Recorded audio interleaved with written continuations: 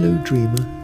Tonight, you've crossed behind locked doors and beyond the glare of the world into the hidden chambers where even power dreams.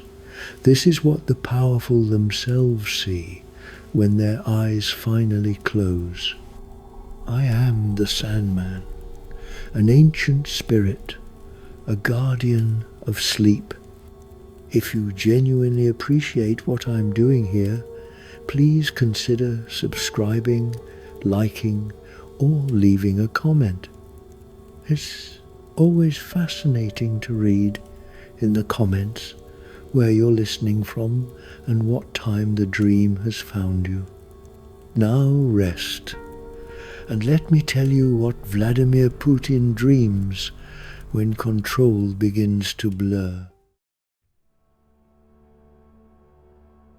The board was endless, not made of wood or marble, but of land. A vast plain carved into black and white, bordered by wire, frost, and silence. Cities flickered along the squares like trembling candles. Forests whispered secrets in grid formation. Rivers cut diagonals, indifferent to rule. Putin stood at the center, unmoving, chin lifted, breath measured. To dream himself as a strategist was no surprise. But here, in this dream, the board obeyed. The world behaved, not because it feared him, but because it needed a hand to continue turning.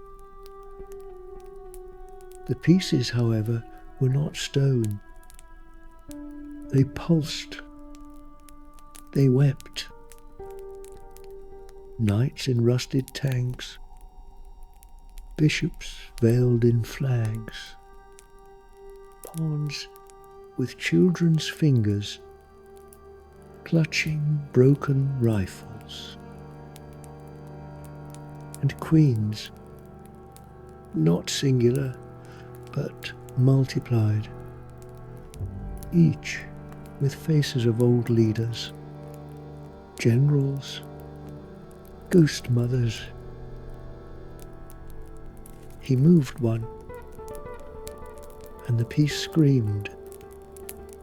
He did not flinch. He told himself this was necessary. That strategy required sacrifice. But even in dream, the scream echoed longer than it should have. Across the field, another version of him stood, younger, harder-eyed, watching. Both Putins reached for the same rook. It shattered, not from collision, from contradiction. The board trembled. Dreams are delicate things, and symbols more fragile still. And in this dream, each piece bled differently.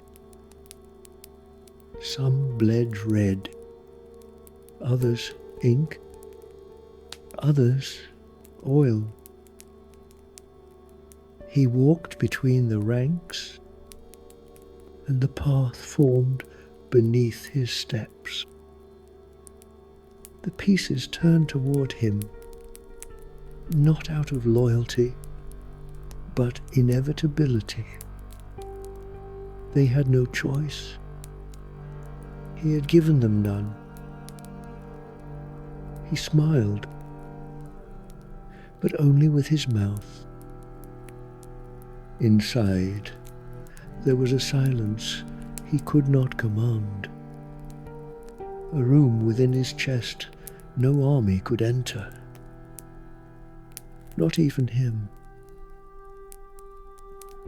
He turned to the side of the board, labelled Victory.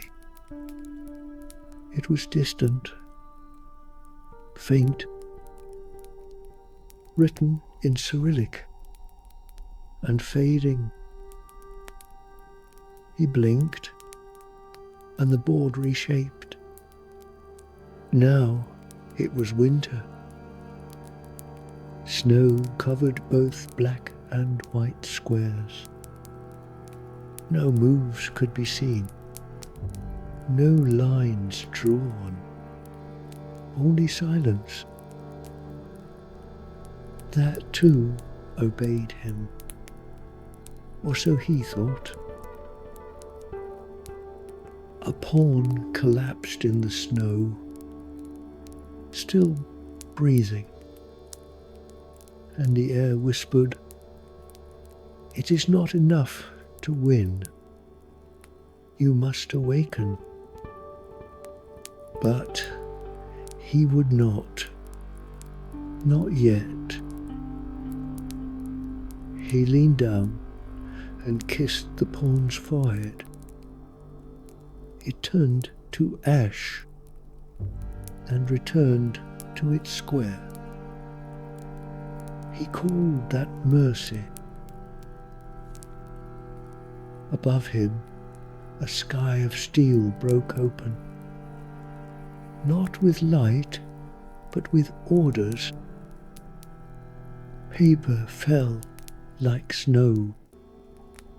Old speeches, threats rewritten into lullabies. History with names scratched out. He reached upward and caught none of them. His hands were already full, clutching two kings. One his, one someone else's. He pressed them together until neither remained. And in that emptiness he smiled, fully this time. Because in this dream there was no draw, only silence disguised as triumph, only power finally unquestioned. And somewhere deep within the edge of the board, in a space no spotlight reached, a single pawn knelt and dreamt of not returning. The spotlight flickered, not from failure, but from memory. He stood center stage, no script in hand, only silence in his throat and light on his face. The seats before him stretched into darkness, endless and faceless. Yet he heard them, clapping. At first, it was joy, recognition, the sound of purpose echoing back. Then came the shift. The rhythm stuttered. Applause grew sharp, metallic, percussive. Claps became cracks. Cheers became detonations. And he did not move. He knew this sound. He had worn it in his ears like breath. He had memorized the timing of both ovation and artillery. One for the camera, one for the crater. He reached out, not to stop it, but to understand it, because the stage had changed. Wooden boards turned to broken pavement, backdrops to skyline, makeup to sweat and dust. The actor had not left the theatre. The theatre had followed him into the war. In his dream, the lights above blinked like sirens. The mic on his lapel whispered prayers. His old lines returned, not as comedy, but confession. We are strong. We will not fall. We are not afraid. But the chairs before him were now graves, and no one clapped anymore. So he clapped for them, once, twice, 3 times. The sound ricocheted through the void and returned as gunfire. And that's when I came. I, the Sandman, not to muffle the war, but to trace the origin of the noise. I found it in his chest, where applause and grief had braided into one, where duty had replaced dream, where every word was no longer performance, but protection. He sat down, alone, in the first row of his own theatre, watched himself on stage, saw the boy who once made people laugh, and in this dream, that boy stepped off the stage and walked to him, sat beside him, held his hand, and said nothing. That silence was the dream. No gunshots, no cheering, just breath, just presence. And I rewound the sound, let it return to its beginning, back through the thunder, back through the claps, back to the first heartbeat of a man who never asked for a war, but stood inside it anyway. And far from that theatre of memory, I turned to the north, where power passes through blood and ice hides fire, where a young man sits on a throne his grandfather forged in steel and shadow. There Kim Jong-un dreams, and the cold burns. The mountain held its breath. Snow fell, not as grace, but as silence enforced. The wind did not howl. It waited. At the summit, a throne, carved not from marble nor gold, but from glacial ice, crystalline and cruel, etched with symbols no one dares translate, inherited, inevitable. Kim approached alone. His boots left no imprint. The path had been cleared before he dreamed it. The throne shimmered with authority, unmelting, eternal. But the moment he sat, it burned, not with flame, with expectation.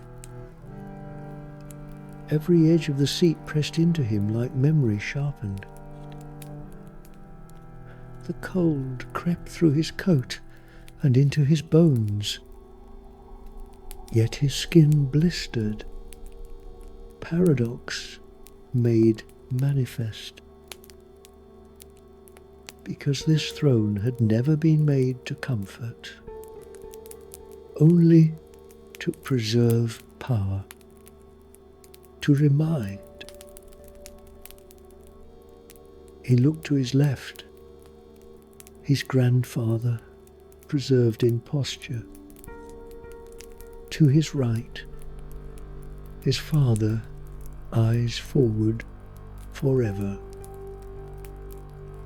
Both frozen, both watching, neither blinking. He dared not move. The mountain below pulsed, like a beast breathing.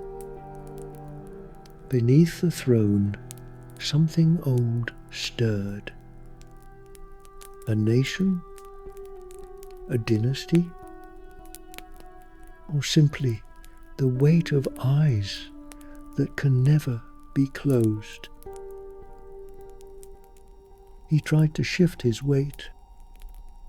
The throne screamed, not in sound, but in memory, of executions, of ceremonies, of parades choreographed like prayers. And so he sat still, because pain is quieter than failure. I stood behind him. He did not see me, but he sensed that something was present without obeying. And that, too, burned. He dreamt of warmth, not luxury, of a room with no portraits, of a chair with no sharpness, of a single moment where the cold did not expect him to endure it. But the throne pulsed, and the mountain remained. I left no cushion, I left no fire, only stillness. And when I departed, the ice behind me reformed. Because even in dreams, his world permits no softness. But beyond that mountain, where gold replaces frost, and applause is measured in mirrors, another dream waited. A man rehearsed victory in a room of reflections, and I drifted toward him, to the one who built his name from towers and noise, to the smile that demands echo, to Donald Trump, who dreamed of mirrors applauding, and what happened when they cracked. The room was endless and gold, walls panelled with polished reflection, no two alike, yet all showing the same thing, him, but not just once, over and over, standing, smiling, framed in light that never flickered. He walked between the mirrors, like a general through ranks of loyal soldiers. And they clapped, not with hands. They had none, but with glass. Reflections shimmered with approval. Eyebrows lifted in admiration. Mouths curled into the smile. He practiced more than policy. Each step he took was met with a thunderous ovation. Silent but present. It felt perfect. But dreams do not obey the dreamer forever. He paused. One mirror lagged. The applause slowed. A grin faltered. And then a crack. Tiny hairline. Just above the eye of his own image. He laughed it off. Told himself it was fake. But the next mirror cracked too. Then another. They cracked not from impact, but from effort. From clapping too long. From reflecting too hard. He turned, arms wide, waiting for reassurance. But the room had begun to splinter. Not into chaos, into truth. Each fracture showed something else. A boy lost behind a podium. A man alone in a tower. A figure surrounded, but never touched.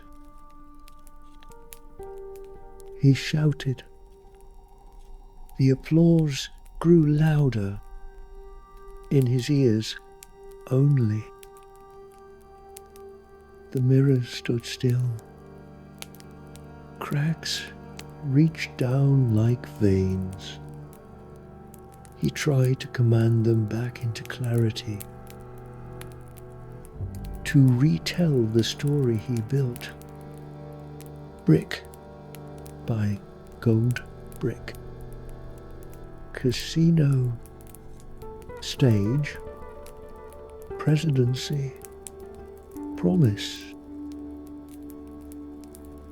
But the reflections stopped responding. They didn't shatter. They simply stopped believing. I stood in the corner, unseen, of course, not judging, only present. And I let the silence bloom, not as punishment, as permission. He fell quiet, not asleep, not truly, just paused. And in that pause, I heard the smallest sound. Not clapping, not breaking, breathing. One mirror, untouched, still whole. Inside it, not the man, but the child, curled, waiting. And as I turned away, I didn't take the silence with me. I left it there, like a truth no crowd can drown. And far from the mirrors, across a continent of policy and diplomacy, a woman dreamed of leaves turning into laws, and the wind choosing which survived. I followed the rustle to Ursula von der Leyen, and the dream of governance not written in stone, but in nature. The forest had no border, only paths shaped by walking, not ruling. She stood beneath an open canopy, clothed in pale light. Around her, trees leaned slightly forward, as if listening. Each branch bore leaves, thousands, and on each leaf a line of text. Not poetry, policy, declarations, articles, agreements signed with trembling hands. The air was quiet, but not still.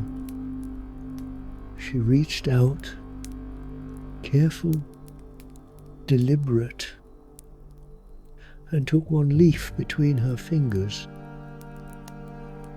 Article 5. It pulsed faintly, like a truth in negotiation. She read it silently, lips forming each word as if it were prayer and contract at once. But before she could commit it to memory, the wind rose. Gently, at first. It pulled the leaf from her grip. Then another. Then 10. Then hundreds. Leaves swirled upward in golden spirals. Edicts and treaties lifted like migrating birds. Some vanished. Others fell bruised. She tried to catch one. Climate directive. But it dissolved into dust. The particles whispered, "It alone is not enough." She looked around.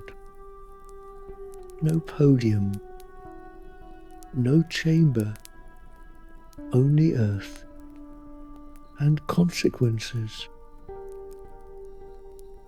I approached in silence.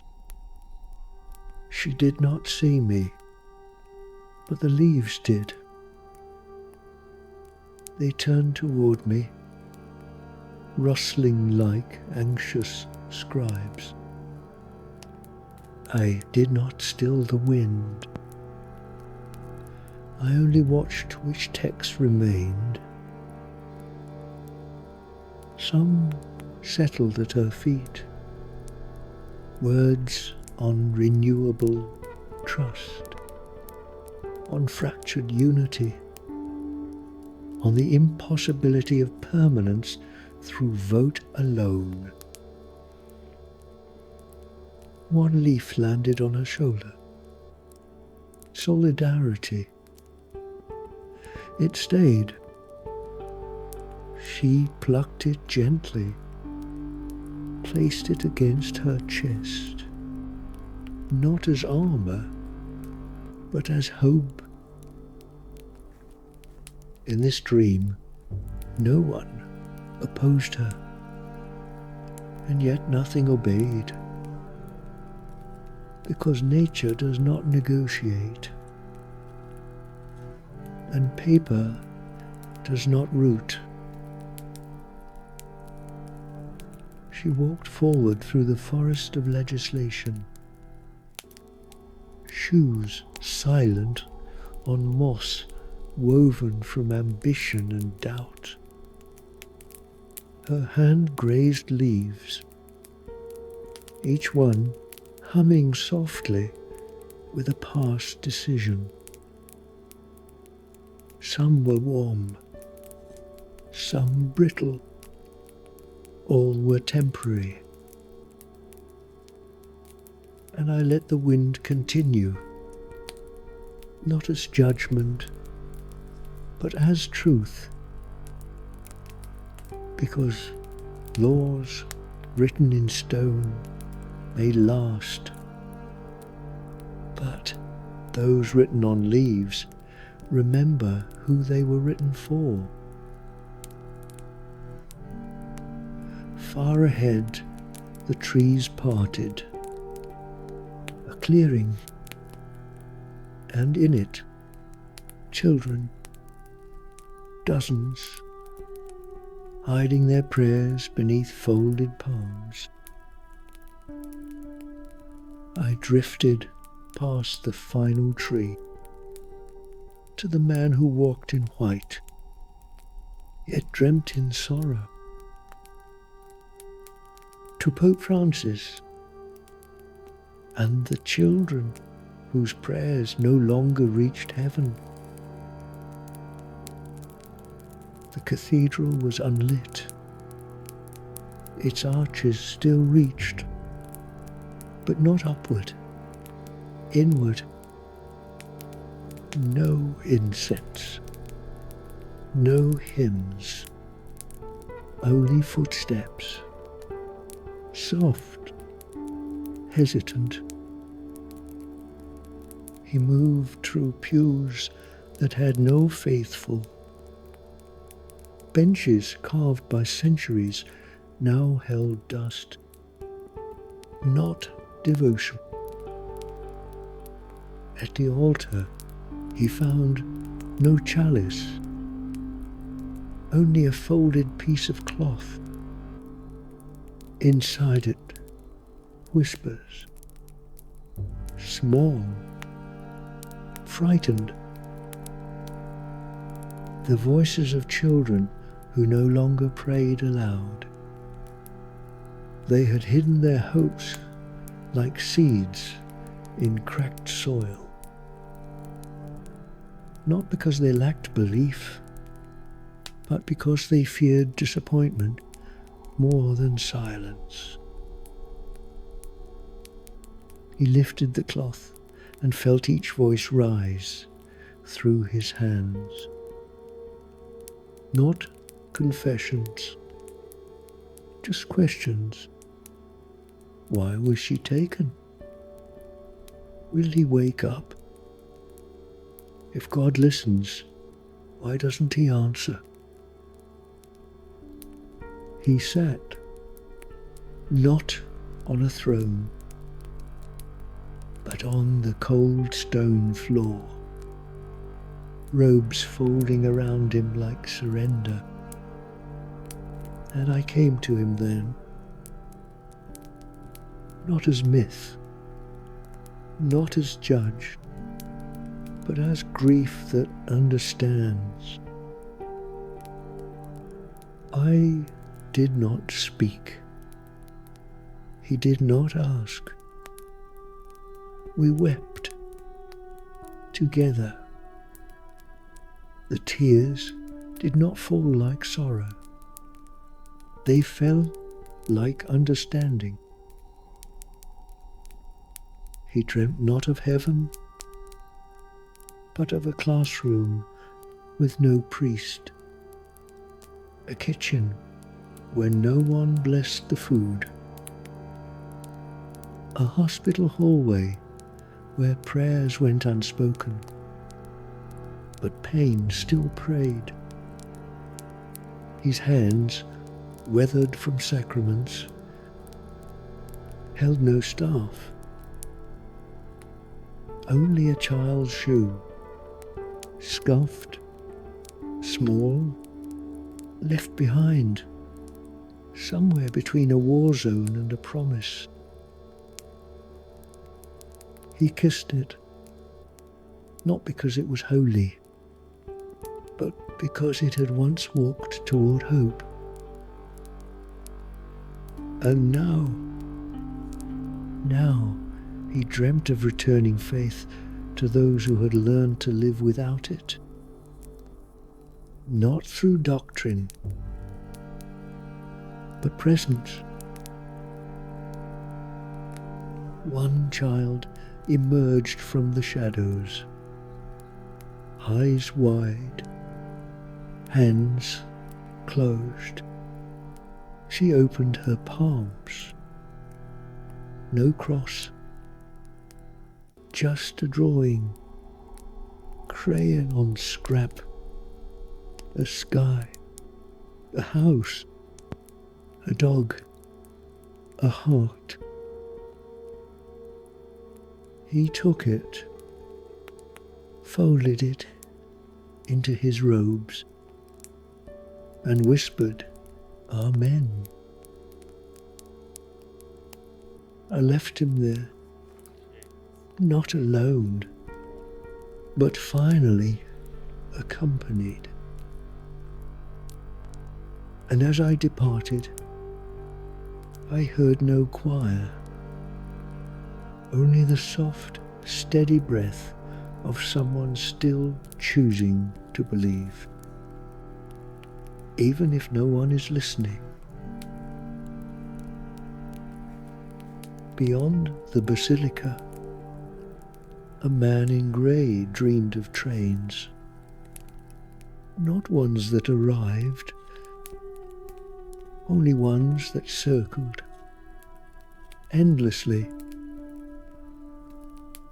And I followed the tracks to Olaf Scholz, and the repetition that never became motion.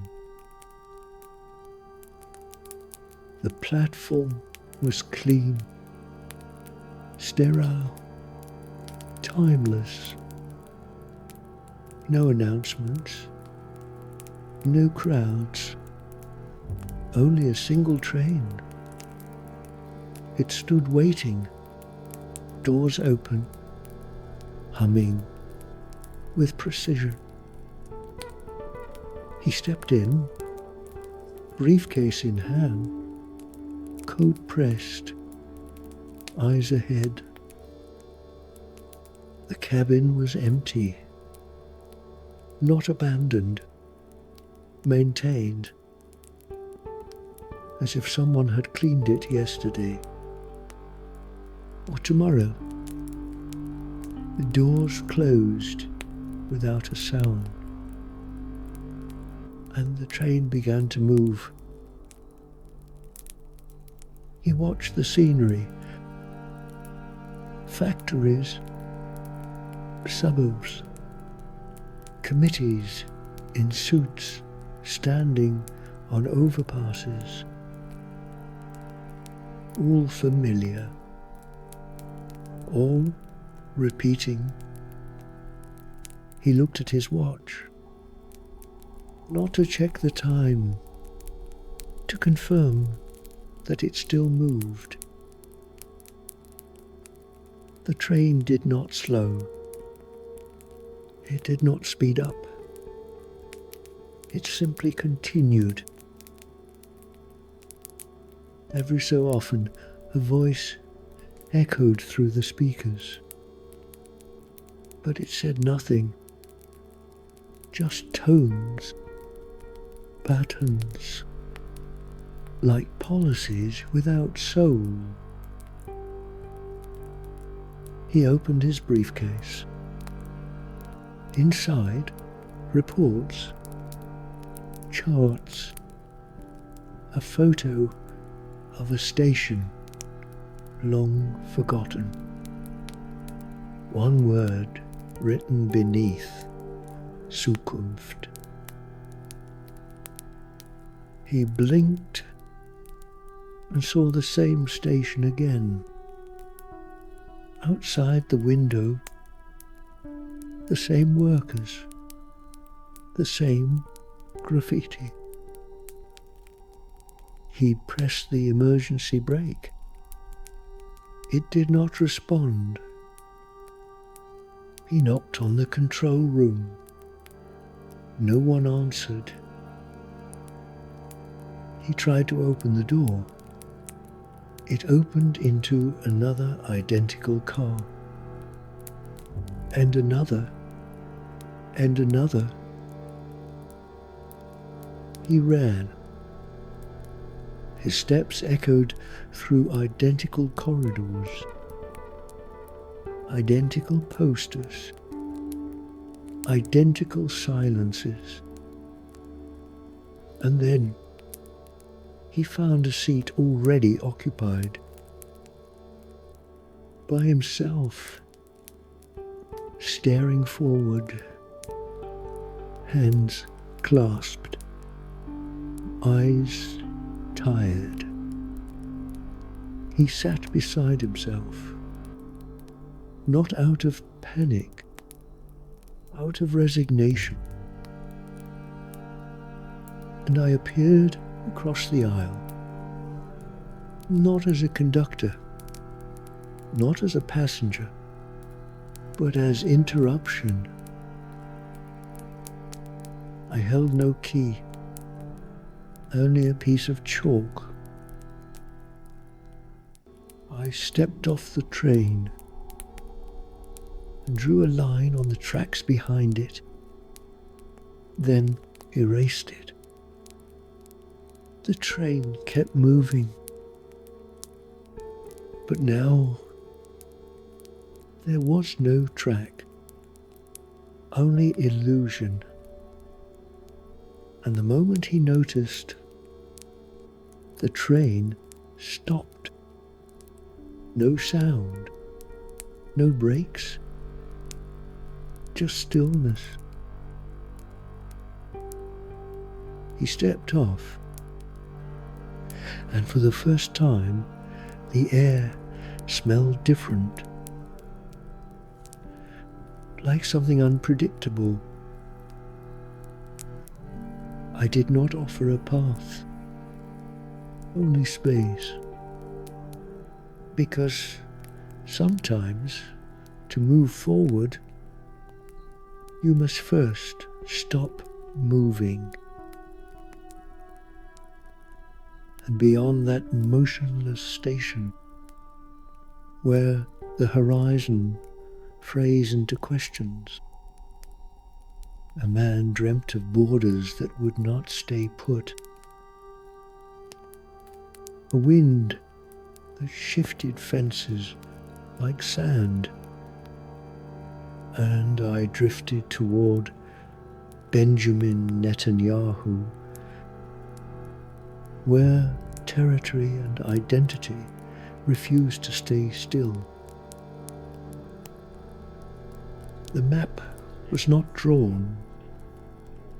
It was breathed onto stone, then into sand. At dawn the lines were clear. Strong ink, decisive angles, names written in tongues that once sang. But by noon the wind began. Not harsh, not violent, just persistent. It carried stories in its grains, stories of tents and trees, wells and walls, prophets and protest. And with each gust, the border shifted. One step forward, and the line moved back. One flag planted, and the ground turned unfamiliar. Benjamin stood with a scroll in one hand, a pen in the other. He redrew the line again and again, but the wind did not stop. pulled at the edges of his coat. It whispered contradictions into his ear. Here. No, here. This land is yours. And theirs. And no one's. He built a wall of stone. The sand climbed over it. He raised his voice. The wind sang louder. He summoned old names, fathers and founders, judges and kings, but they came only as silhouettes. Their faces blurred by time and dust. Behind him, cities built themselves from stone. Ahead, cities collapsed back into myth. He knelt, not to pray, to anchor, but there was nothing to hold. No root deep enough. No word strong enough. I stood beside him, barefoot. I did not stop the wind. I simply opened my hand. The dust gathered in my palm, formed a shape, then scattered. He asked, "Where does it end?" I answered, "Where no one needs to draw it again." He did not weep. He had no tears left. Only the silence of someone who has drawn lines for too long to remember what existed before them.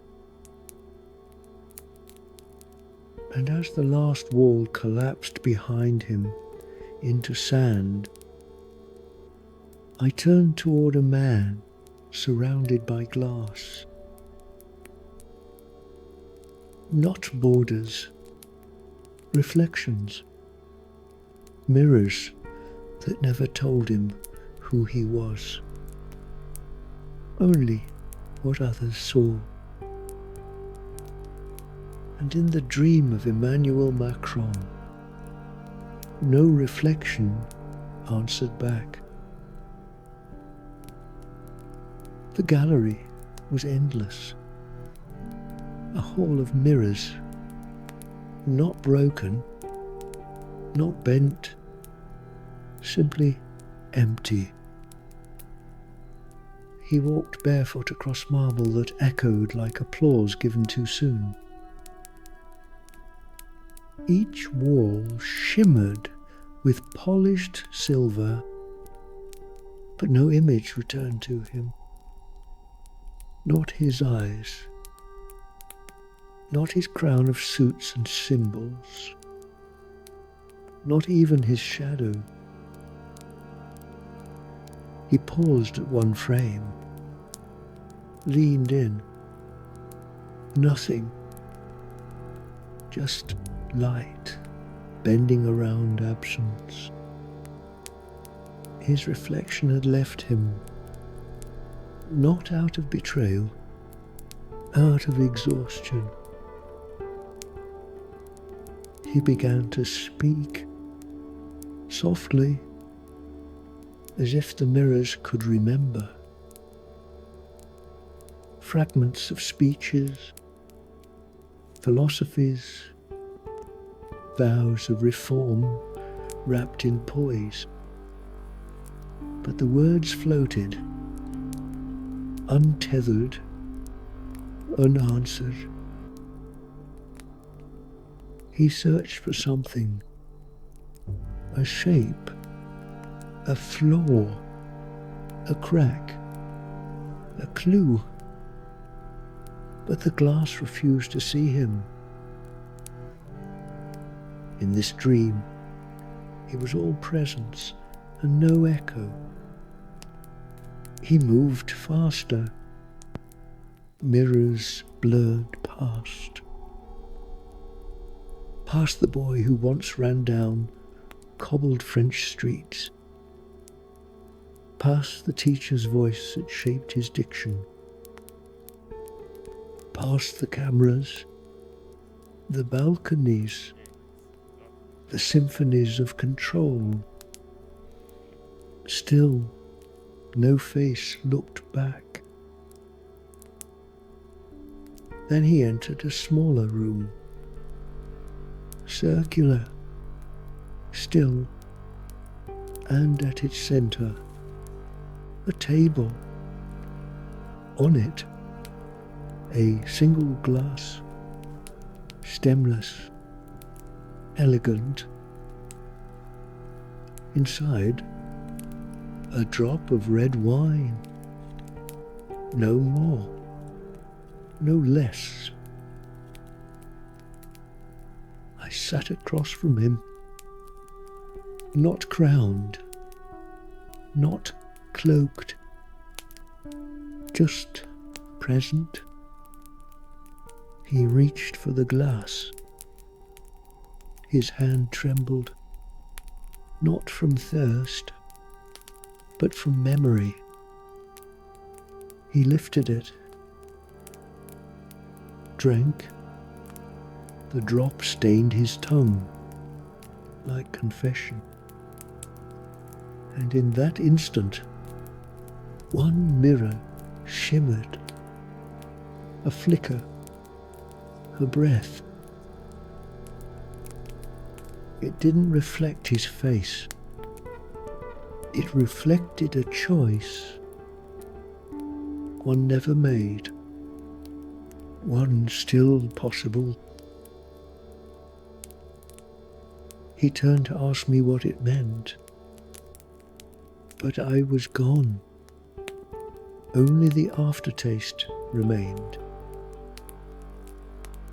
and the whisper of a name he used to answer to before the title. Far east of the polished room, a house where time is memory and loss wears a suit, a man held a hand too small to hold back. And I found Joe Biden dreaming of a grip he could never regain. The porch light was still on, faint, golden, waiting. Inside, the house was familiar, not grand, lived in. A coat still hung on the banister. Boots sat by the door. One turned slightly, as if someone would return to them soon. He moved quietly through the hallway, as if not to wake someone, or maybe to preserve the hush. Each picture frame blinked softly in the dreamlight. Campaign trails, train rides, kitchen tables, funerals. He entered the room at the end. It had no ceiling, only stars. And in the middle, a hospital bed. But the wires were gone. The silence here wasn't of machines. It was the kind that follows a bedtime story. Just after the last page is turned, he sat, hands on knees. Then one hand opened. A smaller one was inside it, familiar, weightless, still warm, from memory. Bo. The name was never said aloud, but the dream knew. Fathers do not forget the hands they once guided, especially the ones that let go too soon. He didn't speak. There was nothing to say that hadn't been whispered through decades of speeches and private echoes. He simply held on, even when the hand no longer could. And I stood by the window, not as a visitor, as a guardian of grief, because some dreams aren't visions, they are visits. And this one was sacred. The child looked up. He smiled. There was no blame, no politics, no what-ifs, just warmth. Like a Sunday in the past, like laughter through screen doors, like someone remembering you back. The stars overhead did not blink. They bowed, and I let the moment stretch, not as eternity, but as enough. When I turned to leave, he was still sitting there, still holding on, still forgiven. And far above this home of memory, beyond earth and grief, a man stared at a rocket that would not launch, its engines full of flowers. And I drifted upward to find Elon Musk and the machine that refused to leave the ground. The launch pad stretched into silence. Wires hummed with anticipation. Monitors blinked. The countdown hovered at 1, never 0. Above him, stars he could name but not touch. Behind him, a world he could touch but rarely felt. He stood alone at the base of the rocket, towering, precise, a cathedral of ambition. And yet, the hatch remained closed. He approached it, pressed a hand to the hull. Warm, but not from fuel, from something else. He opened a service panel. No circuitry, no propulsion core. Inside, petals, layer upon layer, roses, daisies, unlabeled blooms. They filled the engine chamber. Roots curled around switches. Vines wound through thrusters. He blinked, and behind his eyes, memories flickered. A child drawing planets on napkins. A model spaceship made from cereal boxes. A voice, his mother's, saying, "The sky can wait." He touched one flower. It shivered, then opened. Inside the bloom, a photo. Him barefoot in grass, looking up. He stepped back, looked up at the rocket, still majestic, still inert. He called for ignition. Nothing answered, because this dream wasn't about escape. It was about staying. The tower that was meant to leave Earth had grown roots. Each promise of propulsion now cradled by life.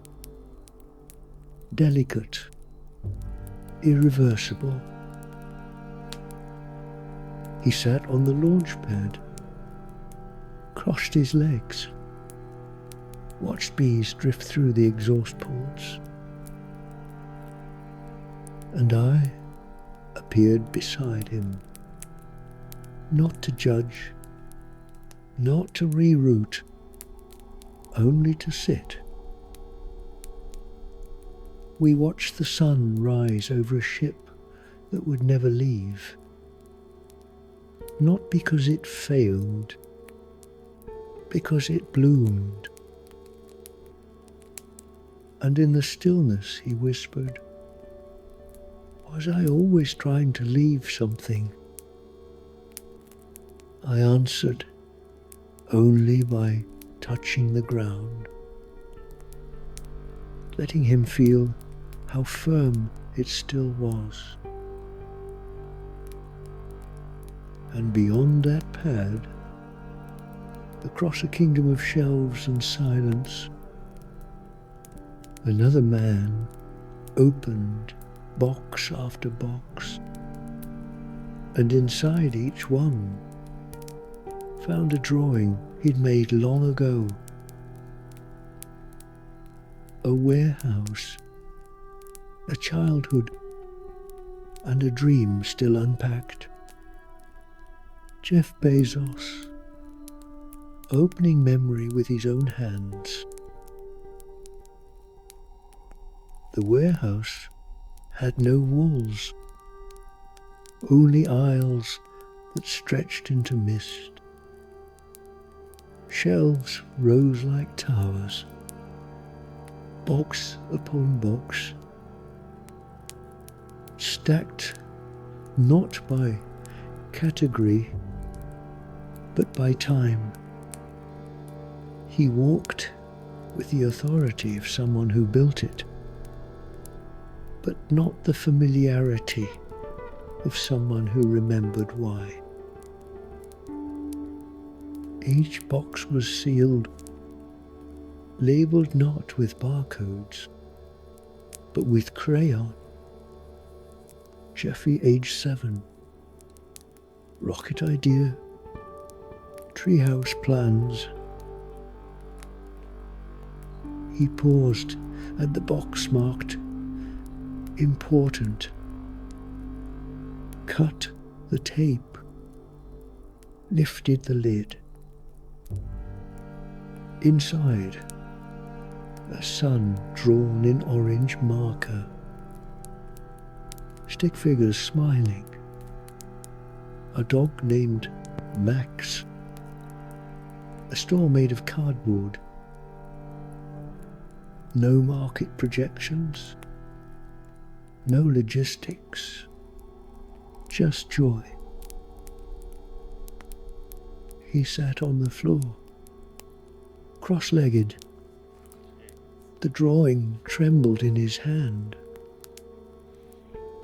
Around him, more boxes rustled softly, not with automation, but with anticipation.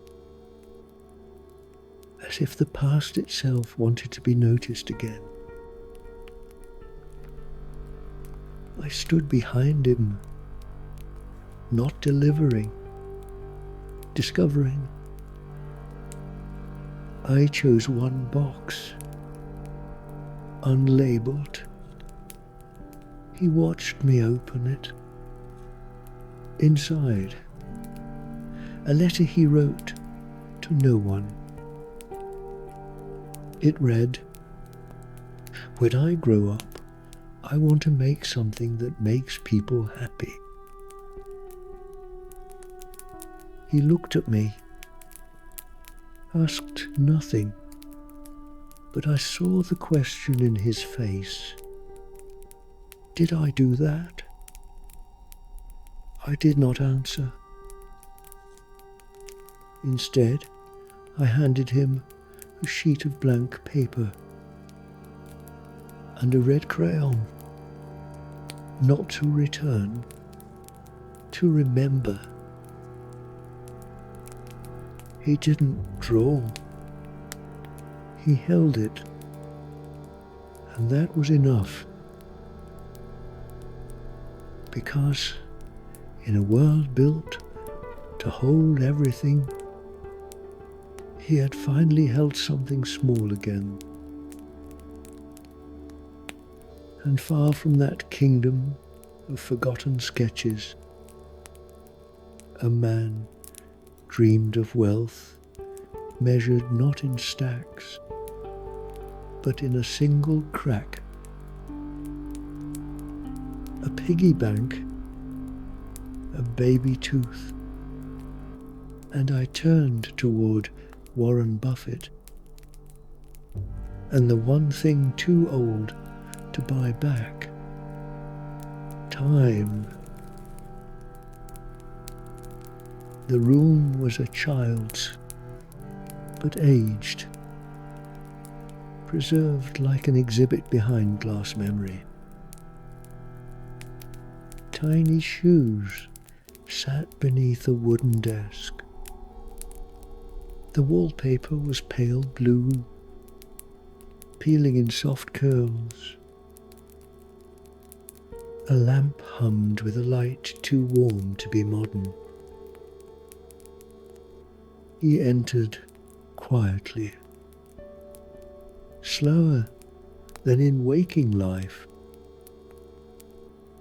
Not from age, but reverence.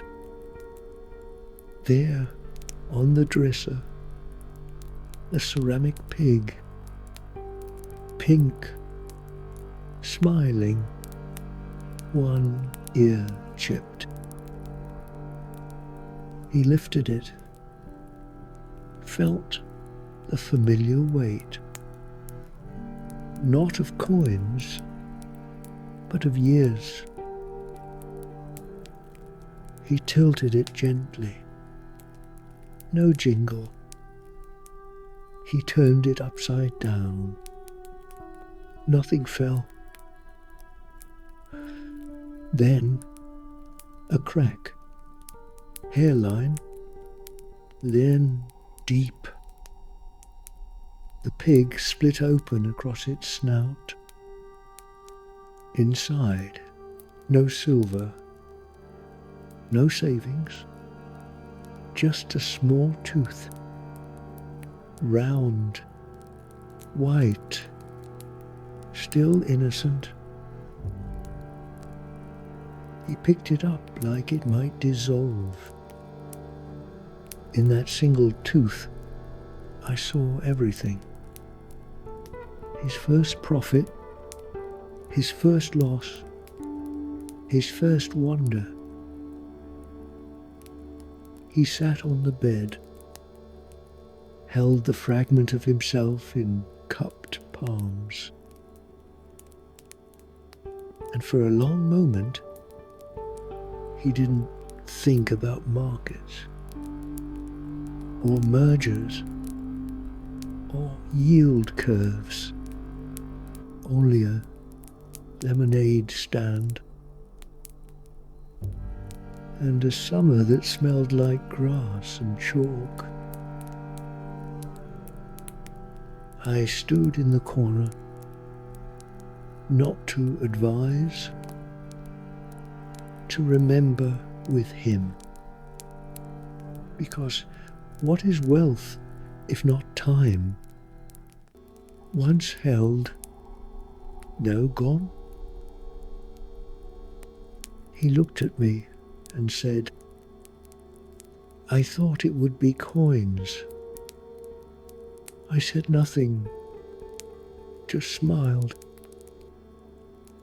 because the richest thing in the room was already in his hand. And far from that childhood room, in a chamber of policy and ticking numbers, another man dreamed of clocks running backward, of time itself forgetting the direction. And I followed the tick-tock slipstream to Jerome Powell, where minutes melted into meaning.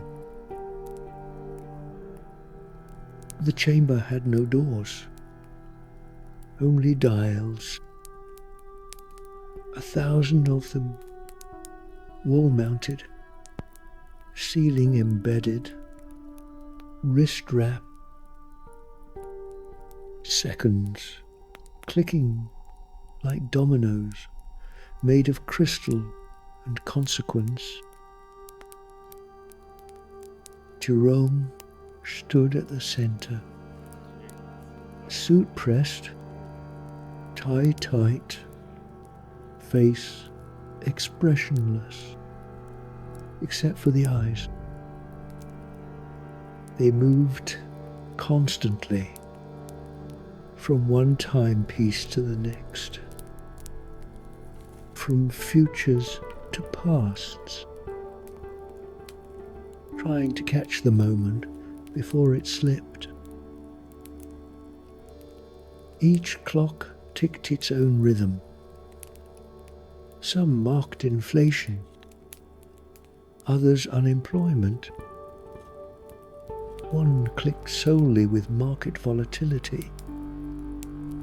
Every beat a butterfly flapping in Shanghai, shaking Wall Street. He reached to adjust one dial, its hands reversed. He paused. Then another began to tick backward. Then another. Soon the entire chamber began to move in reverse. Not the bodies within it, but the ideas, certainty, caution, leverage, language. Graphs inverted, curves folded in on themselves. He turned, and the floor beneath him had become a pool of mercury. Time was no longer a number. It was a reflection. One clock above him chimed. Once, then again. But with each chime, he grew younger. Not in body, in belief. Gone was the chairman. Left was the boy who once wondered why numbers moved at all. He whispered, "What if we never measured it?" And suddenly the walls melted. Literally, steel and brass softened like wax. Hands of clocks drooped like wilted petals. I appeared behind him. He didn't flinch. He looked at me, not with fear, but with apology. Did we build too much around this? I stepped forward, pressed a fingertip to the largest clock face. It dissolved, not with sound, but with relief. He knelt, not in surrender, but in release. The clocks around him slowed, then stilled, not broken, freed. And for the first time in decades, he heard his own breath without it being translated into impact projections. I reached into the pool of melting time, pulled from it one shape, an hourglass, empty, quiet. I placed it in his hand. It didn't run. It simply rested. And from that stillness, we stepped outward, not forward, not back, just out, and far beyond the treasury of melted minutes. A man once called Hope stood before a speech that had changed nothing. And I approached Barack Obama to hand him not applause, but a blank page. The stage was set, lit just enough to cast a silhouette. The podium stood untouched. The microphones, like waiting mouths. The hall was full, but silent. Eyes locked forward. No clapping, no murmuring, just expectation. He stood behind the podium, pages before him, typed, polished, rhythmic. He cleared his throat.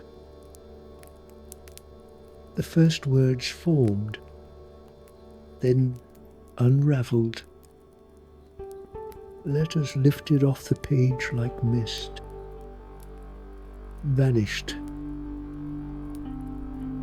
He turned to the next page, blank, and the next, and the next, each one a white square, infinite in possibility, terrifying in finality. He spoke anyway. Words came, shaped from memory, from conviction, from the ache of trying. He spoke of bridges, of compromise, of rising tides and lifted boats. But the audience didn't move. Not in protest, not in praise. They simply listened, as if the words were already part of their weariness. He stopped, looked down. The podium had transformed, not into marble, but a mirror. He saw himself, not the icon, not the leader, just the man tired, still searching. And beside him I appeared, holding a single sheet, blank. I offered it. He didn't take it immediately. He stared at it, as if trying to read what could be there. He asked, "Will they still listen?" I said, "Only if it isn't a speech." He took the page, held it against his chest, and in that moment his dream rewound to a small room in Chicago, to people sitting in folding chairs, to voices untrained but urgent. One voice stood out. A woman. She said, "Don't inspire me. Just see me." And he nodded. Not in memory, in understanding. He stepped off the stage, left the blank page on the podium, and as he walked into the quiet crowd, they began to murmur. Not applause, conversation, not echo, engagement. And far beyond that abandoned stage, a man typed code into a blockchain that erased names from memory. And I followed the digital pulse to Naib Bukele, where legacy met deletion. The dream pulsed blue, not like water, like LED, like code. He sat alone in a glowing chamber. White walls, seamless. The air was neither warm nor cold. It simply existed. Around him, screens. Each one streamed chains of numbers, blocks linking into blocks, immutable, unbreakable. Each block erased a name, a date, a street once walked, a grandmother's phone number. He smiled, not out of cruelty, out of design. He had built a city of forgetting. Each transaction carved the past smoother. The data chain didn't lie. It just overwrote. A boy once caught stealing fruit became an entry labeled Xerox 82F3A. A protest turned into node inconclusive. He stood, strode past rows of humming servers. One name caught his eye. His own. Encrypted. Sealed. Confirmed. He reached toward it, but the name shimmered, then faded. Gone. As if he too had been folded into his invention. He looked to his hand, where a biometric chip pulsed faintly beneath the skin. He tapped it. Nothing.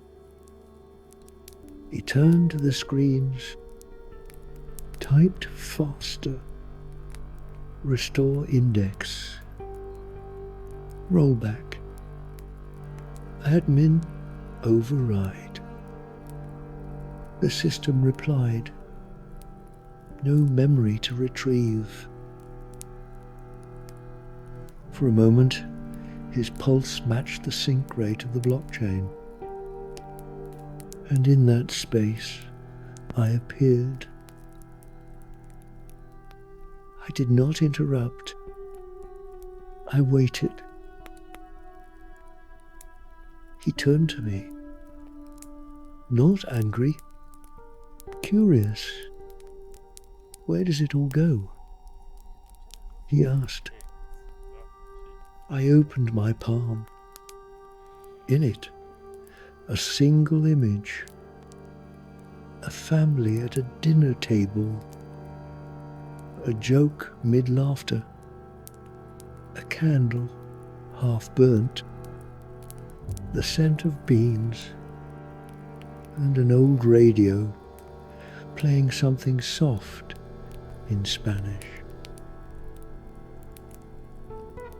He stared, and for the first time in this digital cathedral, he sat down, not as president, not as futurist, as someone trying to remember where he came from.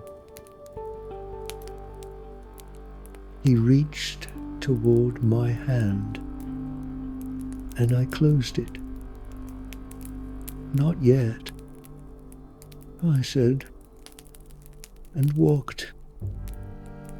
Behind me, one screen turned off, another blinked, and the system, for a moment, slowed its pulse. Because even machines dream of what they've deleted.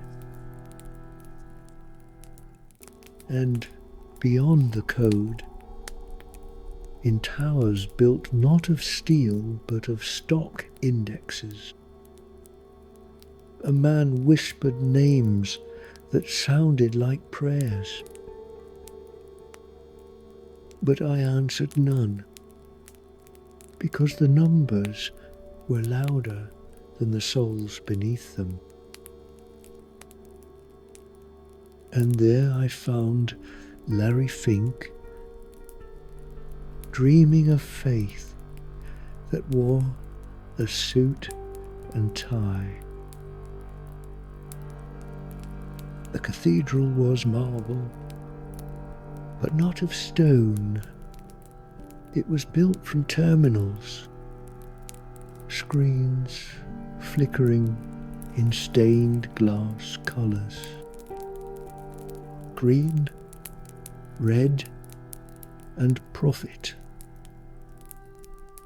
He stood at the altar, not in robes, but in a tailored suit, dark as obsidian. In his hands, a ledger. Each column was a chant, each row a hymn. The tickers scrolled past like incantations. VTI, SPY, ARC, QQQ. Names of companies that no longer made things. Only belief.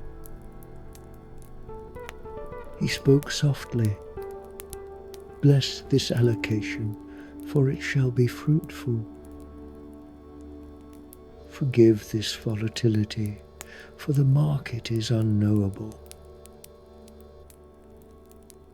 Before him, rows of figures knelt, but they had no faces, only screens. Each face displayed a fluctuating graph.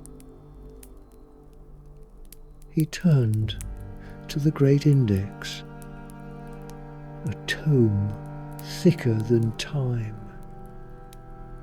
He opened it, page after page, names, millions. Every investor, every pension, every dream etched in percentage points. But beside each name, no face, only value. He raised a finger, spoke the name of an ETF as if calling a saint. The room replied in decimal. Cold, precise. He did not tremble. This was his sacrament. But then one name appeared on the altar. His mother's, not as code, as ink. He reached to touch it. The page flickered and returned to metrics. The prayer had been swallowed. I stood at the rear of the cathedral, not as choir, as silence. He turned, saw me, and asked, "Why won't you speak?" I stepped forward, placed one finger on the ledger, and every number blurred. Not vanished, blurred, like breath on glass. I whispered, because some things were never meant to be indexed. He closed the book, slowly, as if it might break if shut too quickly. I left him standing there, hands folded, not in power, in pause. And from behind the altar, a soft knock echoed, not from a banker, from a girl, a younger voice, familiar and unforgotten. And I turned toward a home, far from spreadsheets, where a woman known to the world sat beside the door of her own past. There, Oprah Winfrey dreamt of her younger self knocking, and I opened it. The house was small, wooden, paint chipped from memory. The porch sagged with the weight of absence, but the light was still on. She sat inside, older now, elegant, but not armored. Not the icon, not the empire, just the woman waiting. The knock came again, soft, 3 beats, a rhythm no fame could rewrite. She rose, walked barefoot to the door. No stage, no cameras, only wind and the scent of fried okra and jasmine soup. She opened it. There stood the girl, 8 years old, gap-toothed, hair tied with mismatched ribbons. She clutched a notebook to her chest, its pages full of scribbles, dreams still spelled wrong. The woman said nothing. She knelt. The girl stared, not afraid, just unsure. "Are you me?" she asked. The woman nodded. Tears welled, not from sadness, but from recognition. I stood beneath the window, watching. I had not brought this moment. I had only opened the path. The girl stepped inside, looked around, saw the photos on the wall, talk shows, awards, handshakes. She pointed. "Is that important?" The woman replied, "Not as much as this." And she opened the notebook. Page after page, the handwriting of a child, uncertain but urgent. She read aloud, a poem about being seen, a story about flying, a question with no answer. The girl smiled and said, "I thought I was invisible." The woman hugged her tightly. "You weren't." The house didn't expand, but it brightened. Not from lights, from memory acknowledged. The girl turned to me. She saw me. I nodded, and she vanished. Not erased, integrated.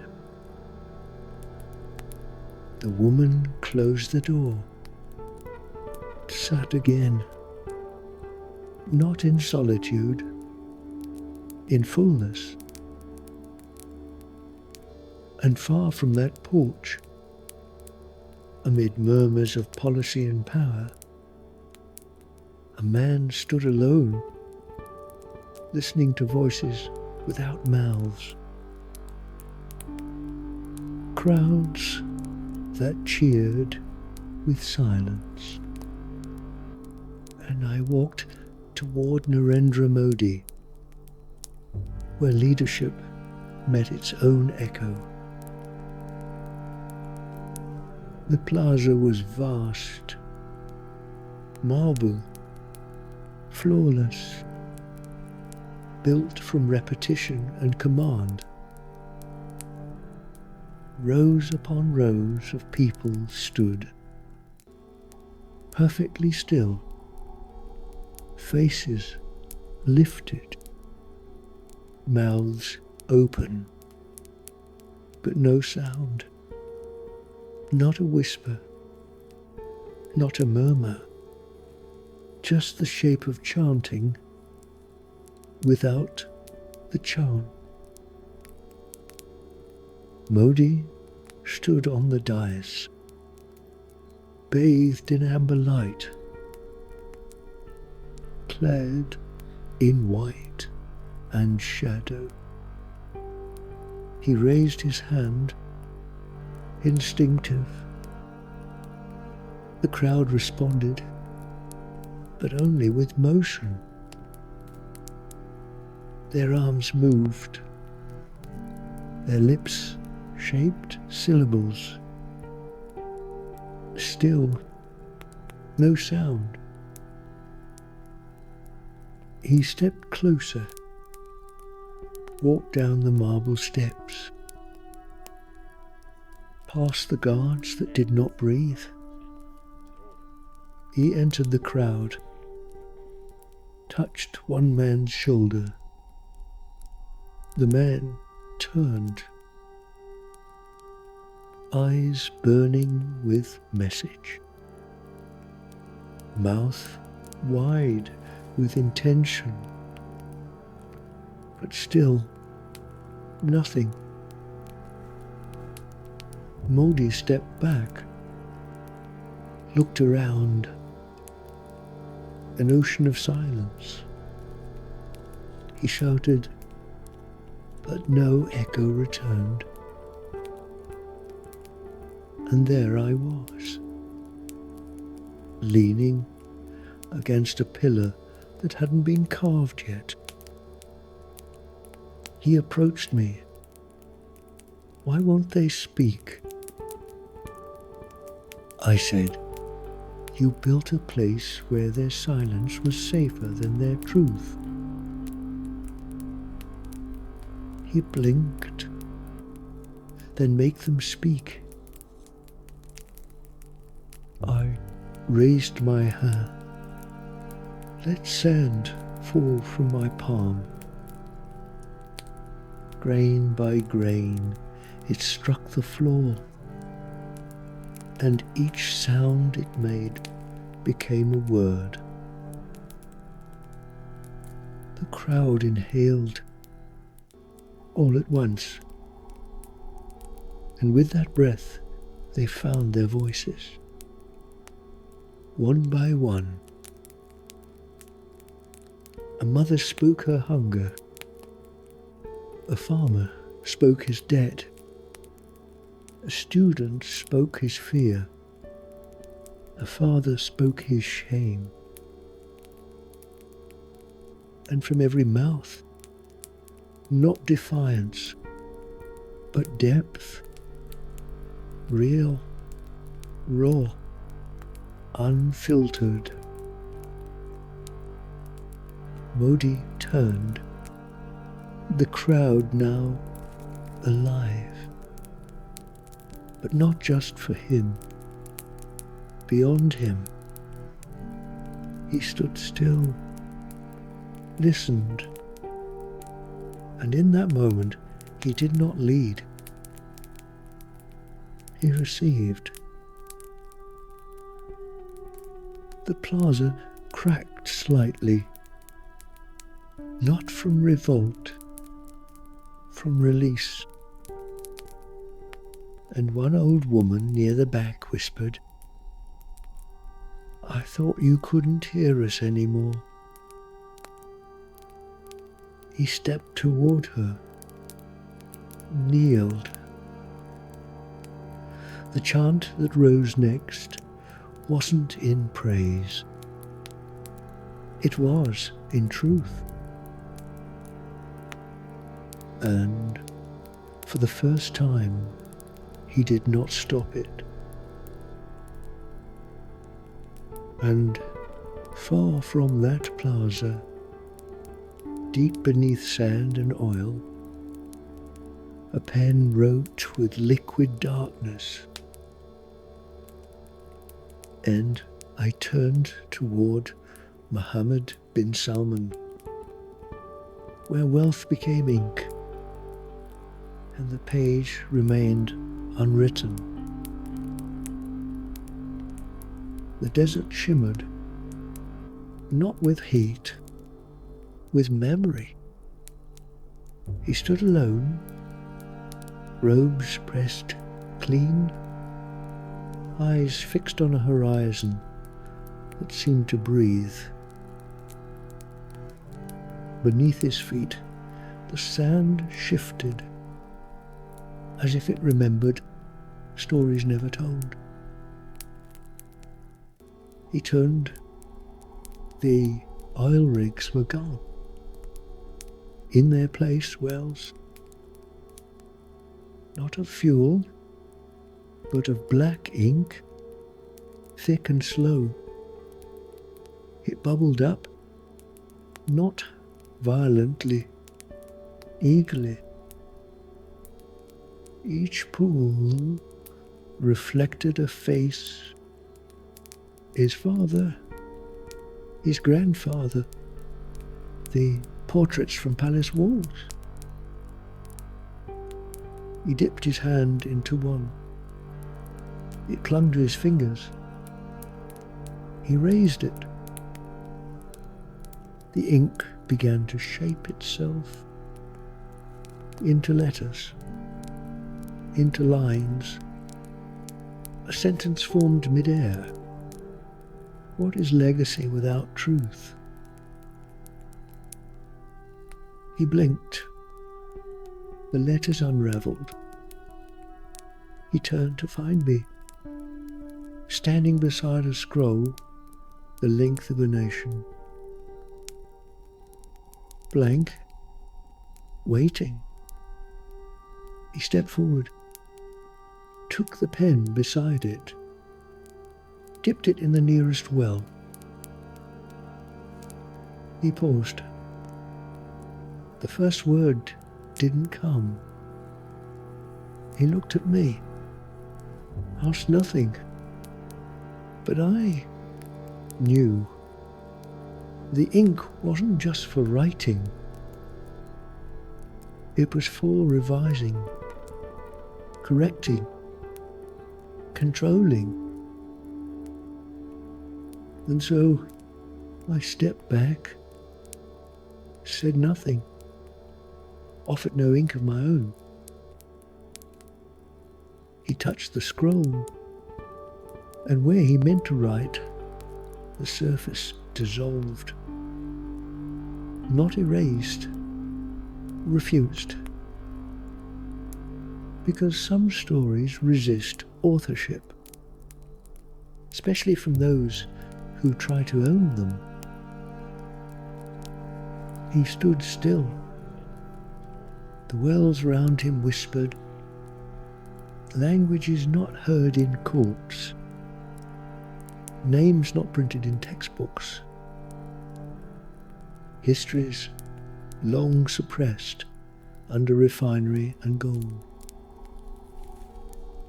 And the ink, once pliable, began to dry, cracking across his hands. He clenched his fist. The scroll curled, and as it folded in on itself, he caught one word that remained. Listen. He sat beside the nearest well, looked in, and for the first time he did not dip. He listened. And far from that ink-dark silence, a man held fruit in his palm, perfect, unblemished. But no matter how long he waited, it never ripened. And I drifted toward Tim Cook, where design met the absence of taste. The orchard wasn't real. It shimmered, sleek, pristine. Trees stood in rows too straight to be natural, their bark smooth as aluminum. Their leaves glinted like polished screens. At the centre of it all, Tim stood, suit impeccable, expression calm, composed, curated. In his hand, a single fruit, spherical, seamless, neither apple nor plum, but something between. Its surface reflected the world around it, yet revealed none of its own nature. He raised it to his nose. No scent. He pressed it gently. No give. He waited and waited. The fruit refused to ripen. Daylight passed, or simulated daylight. Seasons changed in simulation. Still, the fruit remained perfect and inert. He bit into it. No resistance. No flavor. Just form. I stepped beside him. He turned, not startled, simply curious. I took the fruit, held it, then placed it back on his tongue. This time, he tasted absence. He blinked. For a moment the orchard trembled. A single leaf turned brown. The branch curved too far left. One imperfection, and the whole illusion flickered. He looked to me, spoke softly. We made it flawless. I nodded, and in doing so you removed what made it alive. He turned the fruit over in his hand. There was no stem, no seed, no future, just finish. He let it fall. It struck the ground and shattered like glass. He stared at the shards. Then, from deep within the orchard, a faint buzzing. Bees, but not searching the trees. They flew elsewhere, toward a meadow, wild, unordered. Then I followed, beyond the limits of the orchard. Where control ended, a man knelt among blossoms. Not silicon, but softness. And I found Bill Gates watching wildflowers bloom from vaccines. And bees carry his legacy into something human. The laboratory had no roof.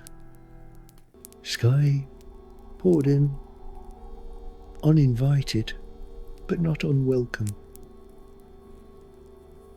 Rows of vials shimmered under sunlight.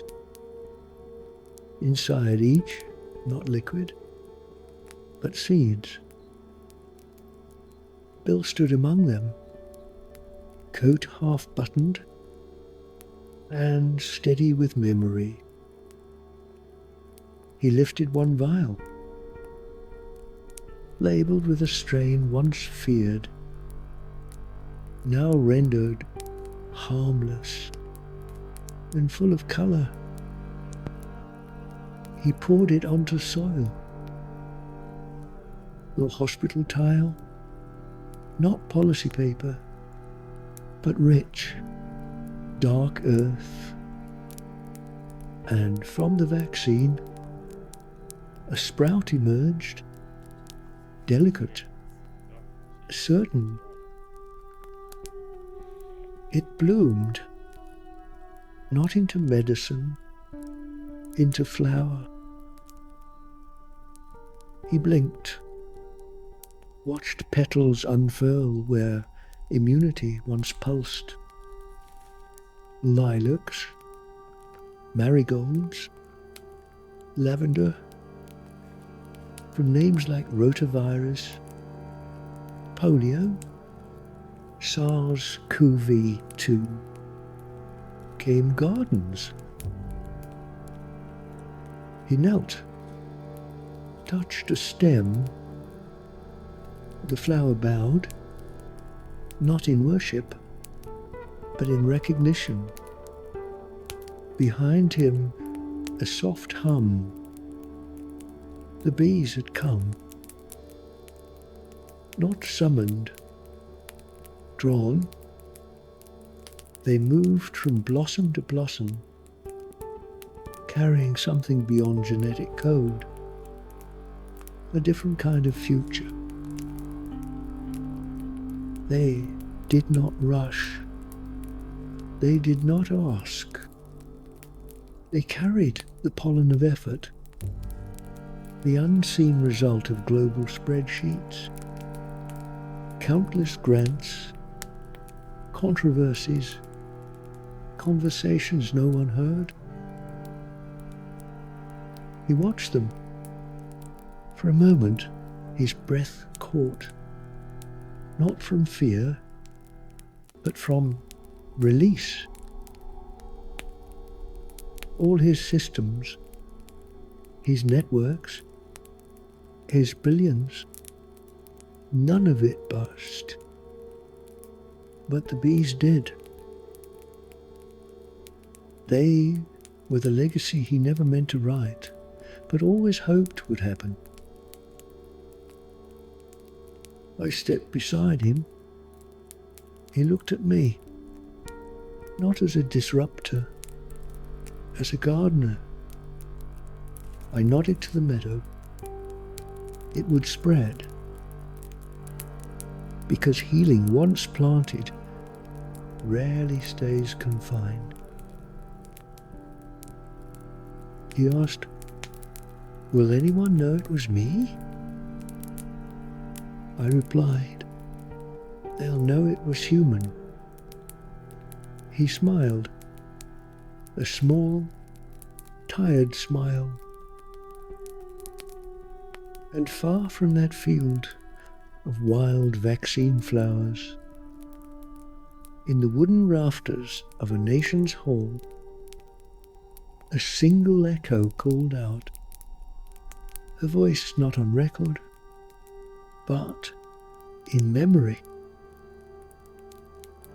And I rose toward Anthony Albanese, where a mother's voice whispered through the Parliament walls. The chamber was formal. Leather seats, stone and order. But overhead, in the beams no camera framed, a whisper lingered, soft, worn, unmistakably maternal. Anthony sat alone, documents before him, speeches practiced, rehearsed, revised, every line weighed like law. But above it all, a sound. It wasn't loud. It didn't interrupt. It simply was. A hum, not in English, not in policy, in care. He looked up. The rafters held dust, age, and something that shouldn't have survived this far. But it did. He rose, stepped away from the podium and left the politics on the table and walked the aisle, not as Prime Minister, but as son. As he walked, the walls changed. No longer Parliament, now plaster, brick, a hallway with chipped paint and soft shoes left by the door. And At its end, a kitchen, familiar, cracked tile, kettle always on, smell of tea and starch. She stood there, his mother, no older, no younger, just present. She turned, didn't speak, but he heard her anyway. Not with ears, with memory. And in that moment, the applause of decades, the tension of offices, the architecture of ambition collapsed into a single moment of belonging.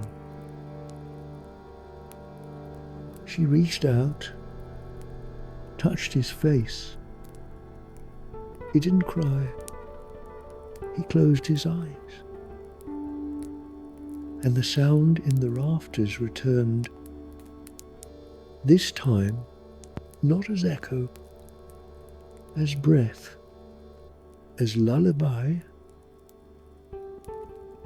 He whispered, "I brought you with me."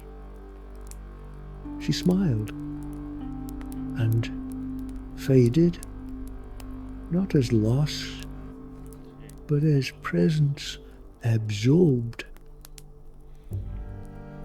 He turned back toward Parliament. The walls returned, the seats, the sound.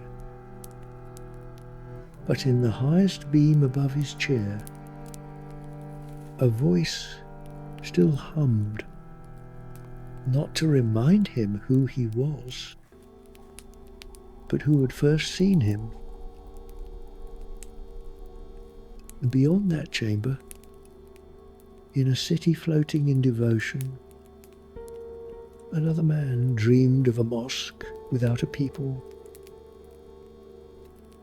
And I followed the silence of that faith to Recep Tayyip Erdogan, where the call to prayer rang for none.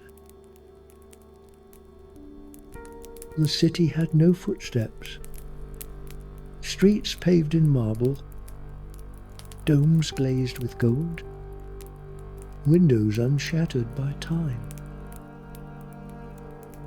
But it was quiet, not the quiet of peace, the quiet of absence. Recep stood beneath a massive archway, his face turned upward toward a minaret so tall its shadow never touched the ground. Above him floated the mosque, not anchored by stone, but suspended in stillness. It drifted, perfect, in symmetry. Every mosaic in place, every scriptural verse traced into glass and azure tile. But there were no worshippers, no sandals at the door, no echo of supplication, just wind, hollow, circular, as if the call to prayer had been spoken, then swallowed by the architecture. He stepped forward. The city did not respond, not with resistance, with indifference. The mosque remained overhead, unreachable, untouched, uninhabited. He climbed. Stairs unfolded before him. Not stone, but verses. Quranic lines he'd memorized as a child, now forming a spiral toward the sky. Each step was a recitation, each verse a burden. He reached the entrance. The great doors opened, but inside, nothing. No carpet, no light, no breath, just space, holy and hollow. He walked its perimeter. He called out, Allahu Akbar. His voice returned, unanswered. No imam, no child learning his first surah, no widow whispering hope. Only the ache of repetition. I stood in the mihrab, invisible to him at first. My form cast no shadow, for there was no light to catch it. He saw me, eventually, asked, "Where are they?" I replied, "Gone where prayer must reach first, the earth." He fell silent. The silence pressed in, not as punishment, as truth. He looked around. His legacy hovered in space.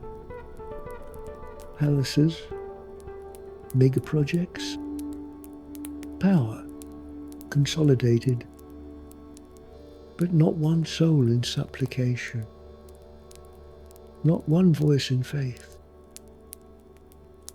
Only control architected skyward. He fell to his knees, touched the floor, felt no warmth. He whispered, "Did I build a house God refused to enter?" I walked forward, lifted a handful of dust from beneath my robes, scattered it across the tiles, and in its settling came a sound.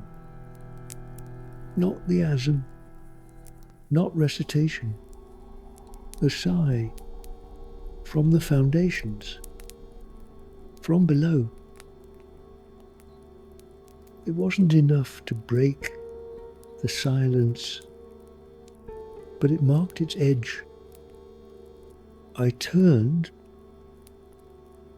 left him there, between air and architecture, between faith and spectacle. He remained kneeling, eyes no longer upward, but toward the absent ground.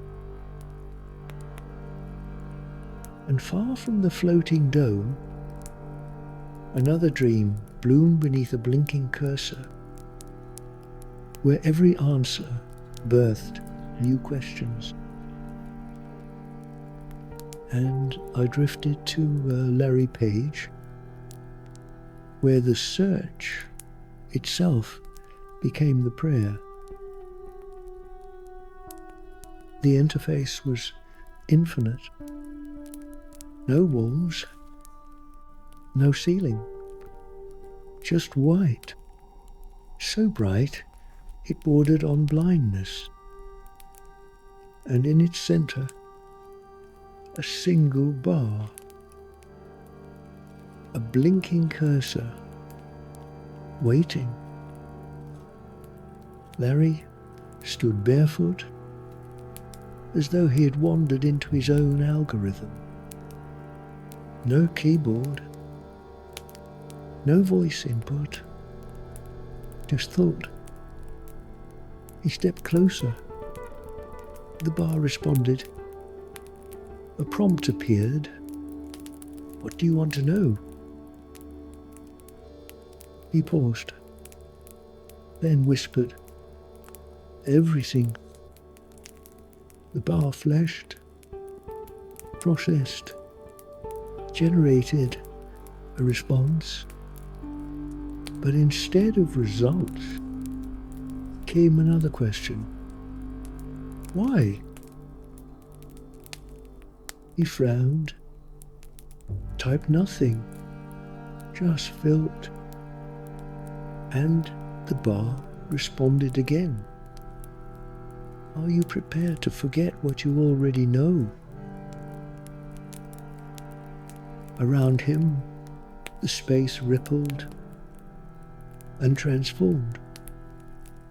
Now there were servers, massive and endless, stacked like temples of light and heat. They hummed with memory, billions of searches, laughter, desperation, obsession, pornography, prayer. He walked between them. The blinking cursor followed. He looked down. It now hovered mid-air beside him. Its pulse was rhythmic, like breath, like anticipation. It asked again, do you seek truth or confirmation? He didn't answer. The servers flickered. One by one, they collapsed into the ground, leaving only their heat, a dry, sterile warmth. He turned in circles. Each time he stopped, another question formed before him. Do you know your first search? A memory stirred. A child, typing into a library terminal, how do wings work? A desire not for power, but for wonder. He whispered the word, lift. The search bar pulsed, responded not with data, but a child's drawing, a crude bird in flight. He smiled, and the cursor asked, would you trade efficiency for meaning? He hesitated. The space turned darker. Not ominous, more intimate. Screens gave way to books. Books to handwriting. Handwriting to silence. He sat down. The cursor hovered before him, still blinking. He reached for it, but I was already there, sitting beside him. Not as coder, as witness. He looked at me, eyes tired, hopeful. Will the questions stop? I shook my head. No, but the silence between them might grow. He let go. The cursor remained, blinking, not impatiently, but faithfully, as if waiting not for input, but for rest. And behind him, in a shadowed hallway of circuit and code, another voice called, not from logic, from memory. A child's name, spoken with a tremble. And I followed that whisper into Sergey Brin's dream, where even creation asked who had created him. The world around him looked like code. Strings of it, endless and gleaming, not scrolling, but hanging like vines in a garden of logic. Sergei walked slowly, wearing the same clothes he had the day he landed in America. Too big, too plain, but woven with the scent of displacement.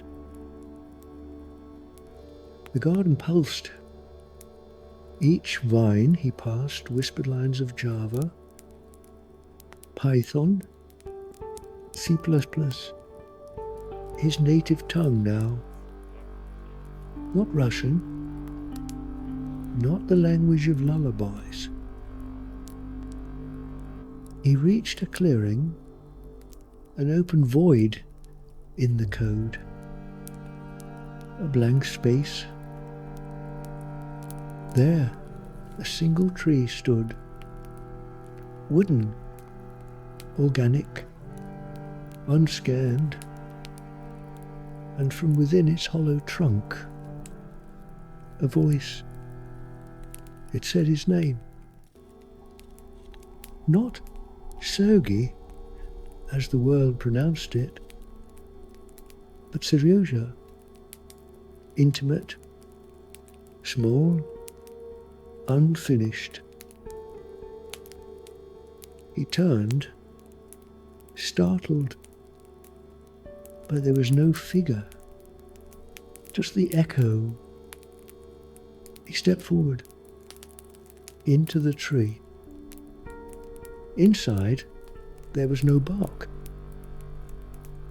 no sap, only photographs, ones he never uploaded. His mother's hands, his father's shoes, a plastic toy with chip paint, and a cardboard suitcase taped shut. The voice called again, Seryoja, this time softer. He whispered back, Mama? But the sound was met with silence. A silence that did not deny, only held. He searched the space, saw a mirror.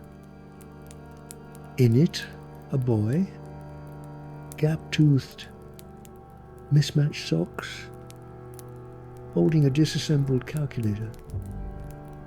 Not genius, not founder, just curious. He touched the mirror. The image rippled, but did not break. And then the voice again, but this time from above. Father, you left before you remembered. He looked up, saw the ceiling, stars printed in ink, not code, a mobile turning slowly. Each planet had a name. Each name was forgotten. I stood in the corner, not hidden, not present.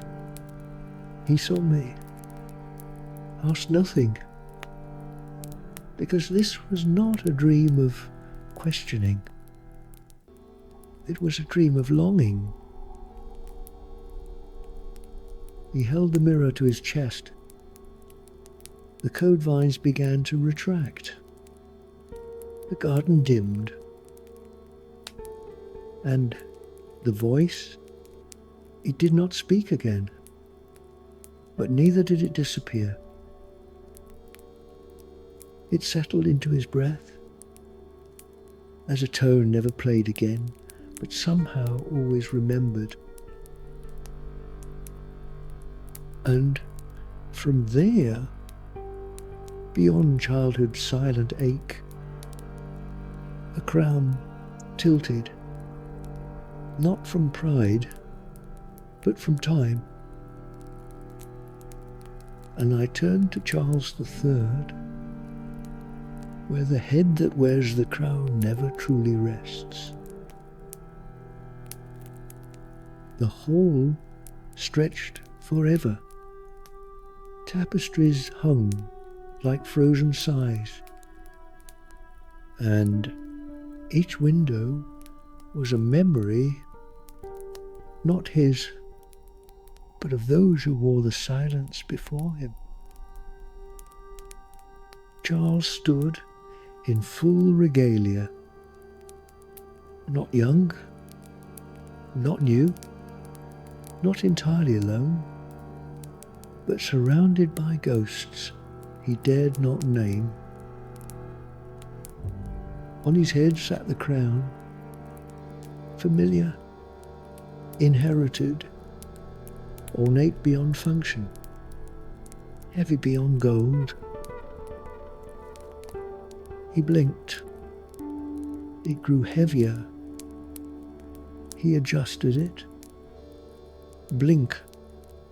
Heavier still. The floor beneath him creaked, not from decay, but from accumulation. He walked the corridor. Each step echoed not with footfall, but with expectation. A whisper followed him. You waited a lifetime. He passed portraits. His mother, her father, the one who abdicated, the one who did not speak. Each painting exhaled judgment. Each frame bent ever so slightly toward him. He stopped before a mirror. In it, the crown was enormous, grotesque. It sat on his head like a mountain. He could no longer see his eyes. I approached, slow, soft-footed. He didn't startle. He simply asked, "Does it end when I wear it?" I shook my head. "It begins." He sighed, not from effort, but from knowing. I reached out, touched the crown, lifted it just enough. He closed his eyes, and for the first time felt its weight shared.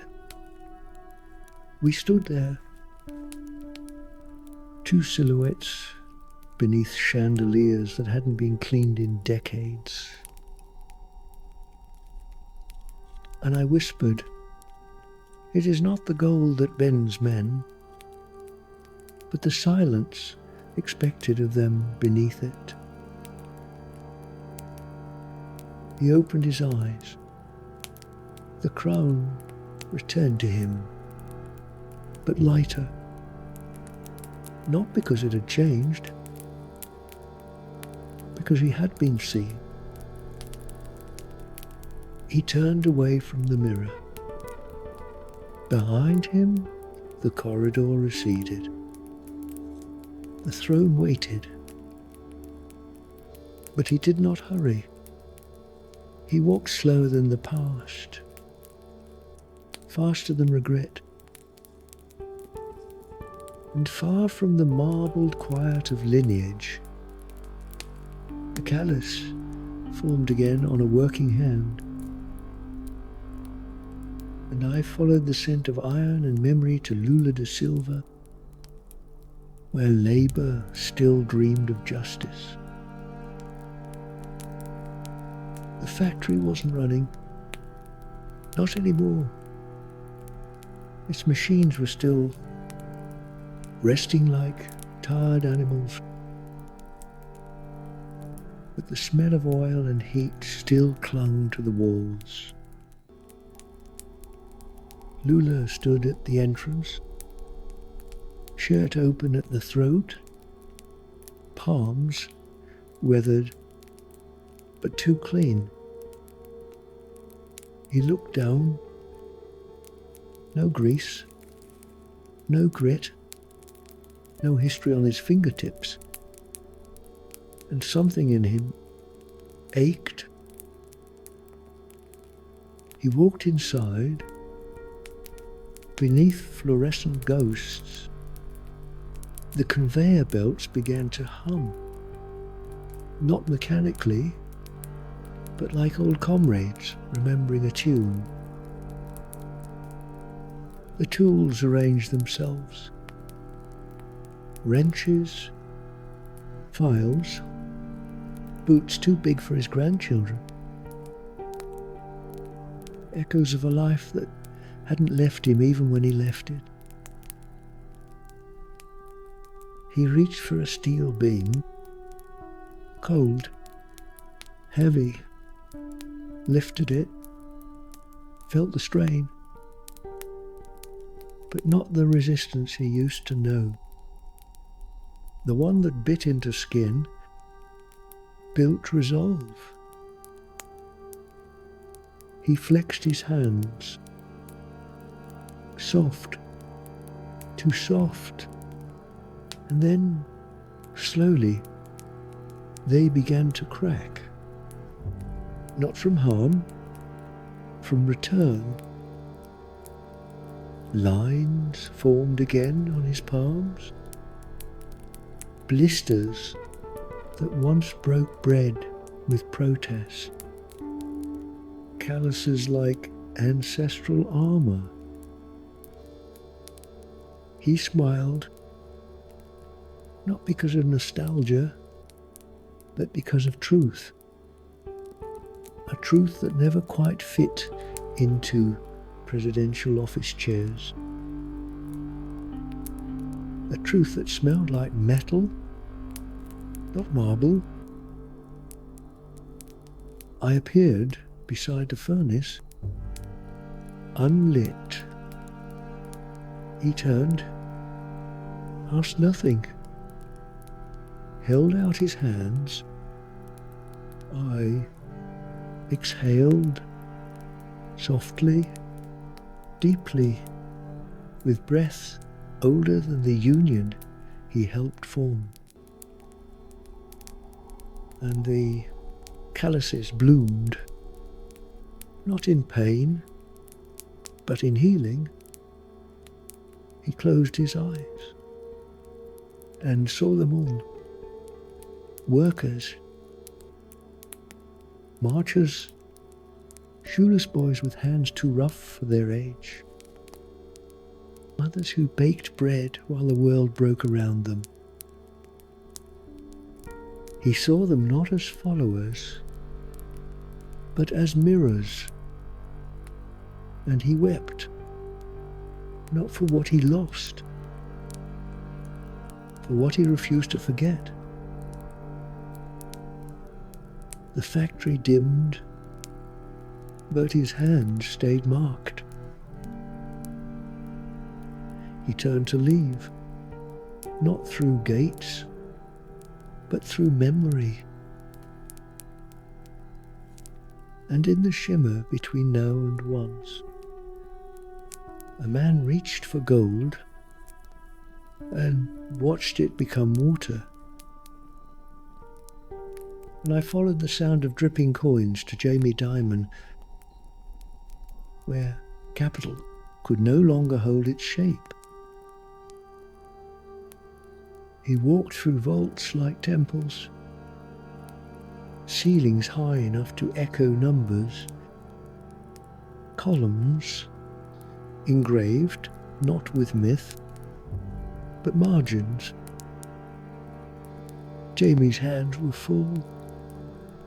Each finger gripped a bar of gold, polished to reflection. Perfect weight, exact purity. But the moment he looked down, they began to melt. Slowly, at first, then urgently. Gold turned slick, ran through the lines in his palm like a child through alleyways. He gasped, held tighter. The tighter he clenched, the more it slipped. His shoes sank into a growing pool of it. Liquid wealth. Asset unheld. He stumbled back, stepped into a hall lined with screens. They showed markets, indexes, balances, green arrows, flashing gains, but none of it bought footing. The floor beneath him softened, his own reflection drowned in yield. I waited at the end of the corridor, holding nothing but a single cup. He approached, tripping in what used to be power, asked, "Can it be held again?" I extended the cup. He scooped some from the flood, held it up. It shimmered, whirled, then stilled. He sipped. No taste, just weight. A memory of ambition. He looked at me. "Is this what's left?" I nodded. "And it's more than most ever get." Around him, the vault dissolved. The walls weren't marble anymore, but riverbanks. And the river wasn't of gold. It was of value, untranslated, unaudited, real. It carried no numbers, only names, millions of them, etched into its current like soft prayers. He knelt, not in reverence, in recognition. And from that kneeling man, drenched in the liquidity of consequence, came silence, not collapse, clarity. And from there, in the shadow of glass towers that once tuned only profit, a piano waited. And I followed the echo of a single broken chord to David Solomon, where melody struggled beneath the weight of wealth. The concert hall was hollowed from a skyscraper, glass on all sides, but none reflected. Just light bending around ambition. At the center, a piano, black, grand, closed. David approached it in a suit too tailored to wrinkle, but his shoulders bore something creased, a past. He sat, ran fingers over the keys. They screamed, not notes, not music, screams of layoffs dressed as strategy, of artists denied stage in favor of statement. He recoiled. looked at his hands, manicured, but trembling. He pressed again. A C-sharp shrieked. A B-flat begged. Each key voiced a consequence he'd anonymized. Each octave climbed the corporate ladder, but down the soul scale, he stood, backed away, but the bench followed, pushed him forward again. I appeared behind him. My hand hovered over the lid. He whispered, "I used to play." I nodded. "You still can, but not here." He looked at the walls. Numbers projected on every surface. Quarterly results, bonus charts, performance analytics, all of it singing louder than the music ever had. He tried again, closed his eyes, pressed one note.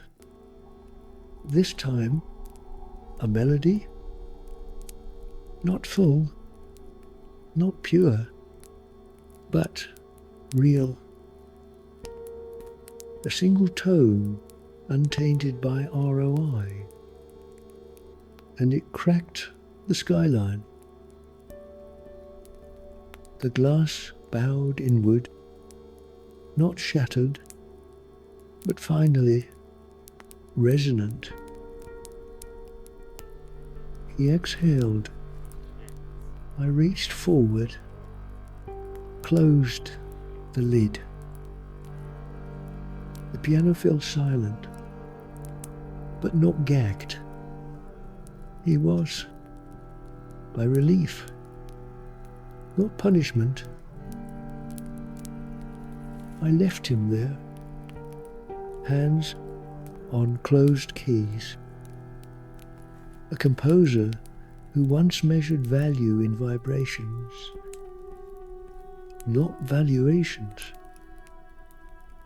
And through that echo chamber of stifled music, I followed the rustle of stitched silk and voiceless mannequins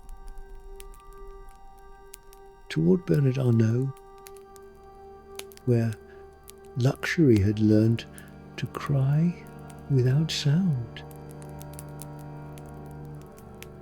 The atelier stretched endlessly.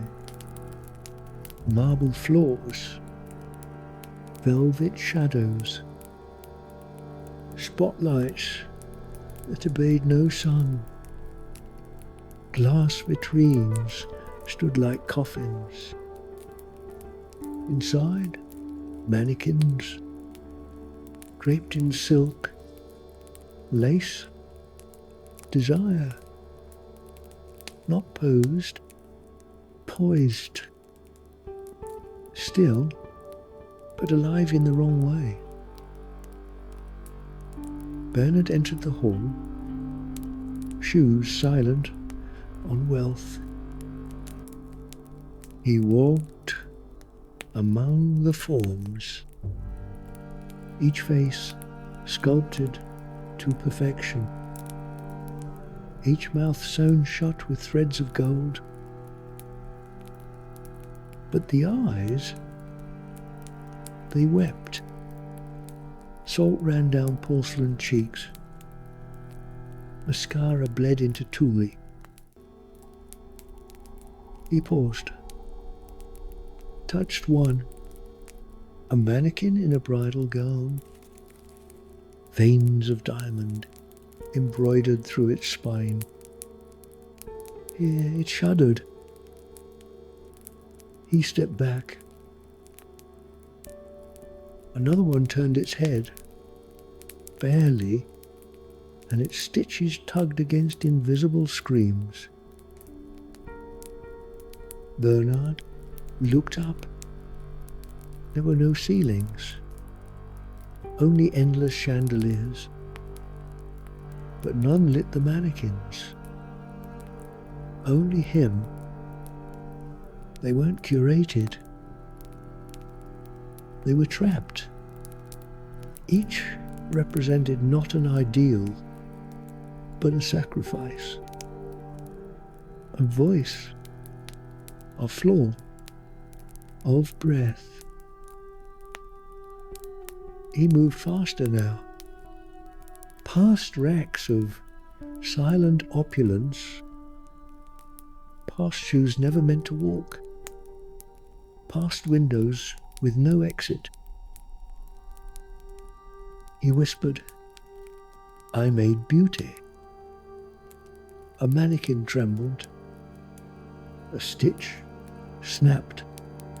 No sound escaped. He reached for scissors, but I appeared between him and the fabric. I did not speak. I only placed my fingers on the spool of thread and stilled it. He asked, "If I cut it, will they scream?" I said nothing. The silence answered him louder than I could. He looked again and saw that each mannequin bore a name. Not of designers, not brands, names. Anna, Fatima, Clemence, Noura, seamstresses, models, mothers. He dropped the scissors. They vanished before they hit the floor. I turned, and as I walked, he followed, not to escape, but to see where the light went when it stopped serving luxury. And in that dim corridor, lanterns made of receipts floated like promises. Toward Christine Lagarde, where debt became prayer and release came only at sea level. The sky above her was ledger black. No stars, only numerals, glowing faintly like distant promises. Columns stretching into the void. Debit, credit, obligation. Christine stood on a dock that had no end. Its planks were made of policies. Bureaucratic wood, solid but without warmth. Behind her, a city of institutions, glass and regulation. Steel beams where dreams once climbed. Ahead, water, ink dark, still. Upon it floated lanterns, thousands,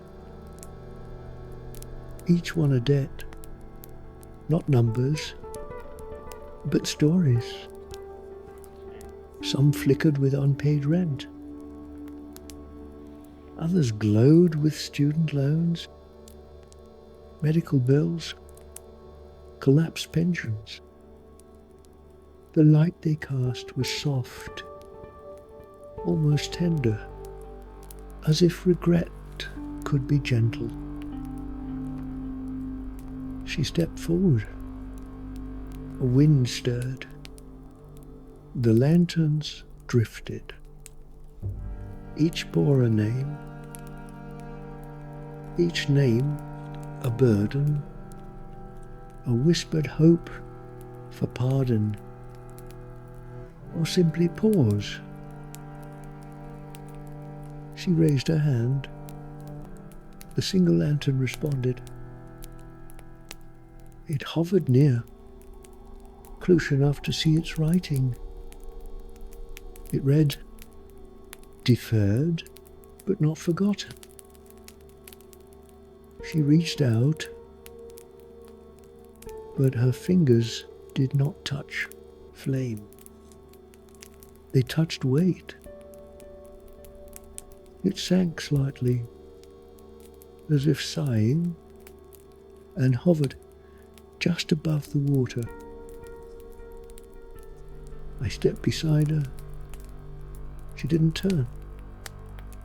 She knew.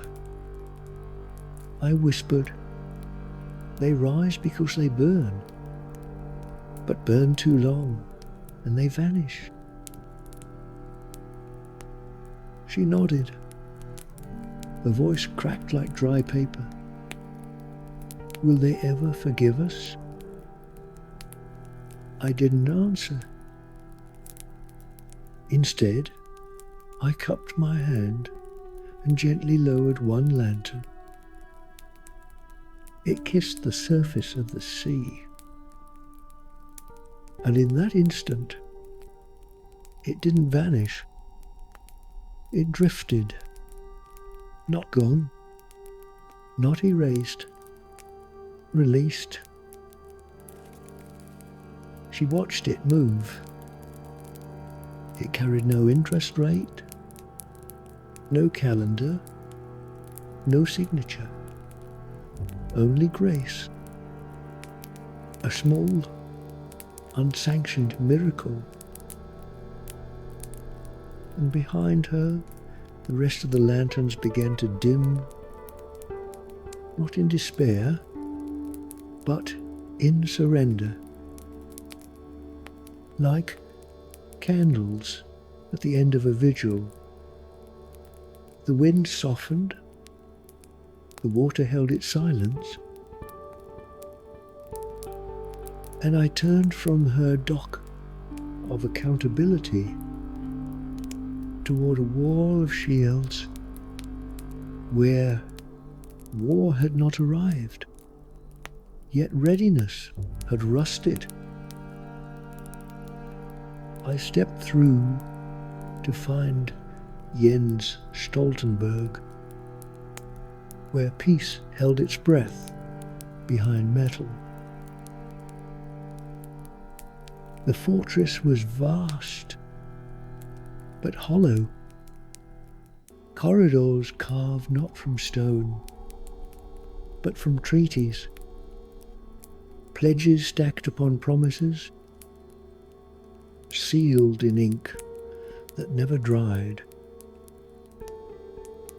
Stoltenberg walked them alone, boots silent on paper floors.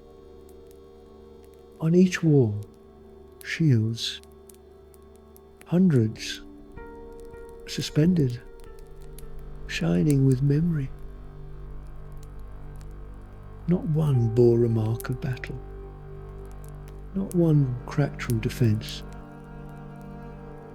They gleamed with a kind of untouched sadness, like gifts never unwrapped. Each bore a name, not of generals, but of cities. Sarajevo, Oslo, Kabul, Kiev. Names turned to icons. Icons turned to warnings. He reached for one, lifted it. It weighed less than he remembered. Or perhaps he was heavier now. The shield hummed, not with readiness, but with fatigue. He turned it. No sword behind it. Just a space, emptier than threat. A pause. He looked around, realized there were no weapons here, only preparation, a readiness that had grown old, waiting for what must never come. He stepped into the armory. No rifles, no warheads, only blueprints, strategies without names, responses without origins. They curled in dust, and on one wall, etched in frost, to defend is to delay death. He traced the letters with his finger. The frost didn't melt. It deepened. He sat, not collapsed, not broken, just tired. I entered through the wind, barely a presence, only a shift in the tension of silence. He didn't look up. He spoke as if I'd always been there. I've kept them ready. I replied, so they wouldn't have to be used. He nodded. But what is readiness if it never ends? I walked to one of the shields, touched it. The metal softened, not from magic, from permission. Rust spread like moss, gentle, beautiful. He watched, did not stop it. One by one, the shields dulled, gold to bronze, bronze to earth. They didn't fall. They bowed. A cathedral of defences finally allowed to sleep. And in that silence, not a single scream was needed. From the walls of watchfulness, I moved toward drift, an island not claimed by map, but by memory. And I found Yoon Suk-yeol, where the nation trembled, not from invasion, but from forgetting who it was. The sea was ink, not blue, not black, just thick with forgetting. An island floated alone, its soil trembling, its roots unmoored beneath the waterline. It bore a flag, but no wind lifted it. No anthem, no song, just silence, like a breath held too long. Yoon stood at the center, shoes sinking slightly in ground that no longer recognized itself. The trees were bowed, not by storm, by indecision. Streets twisted into themselves. Signs pointed nowhere. Names of neighborhoods blurred like old dreams. He walked slowly, listened for history. But even the stones no longer spoke in sequence. Temples leaned. Statues wept salt. Children played games without rules, taught by elders who had stopped remembering. He called out. His voice returned, but as a child's. From a mountain once called home? Now, unnamed, he climbed it. And there, carved in its face, a poem half erased, written by a woman who once sang lullabies in a language now mocked by time. He read the final word aloud. Kunda, I miss you. Tears fell not from sadness, but recognition.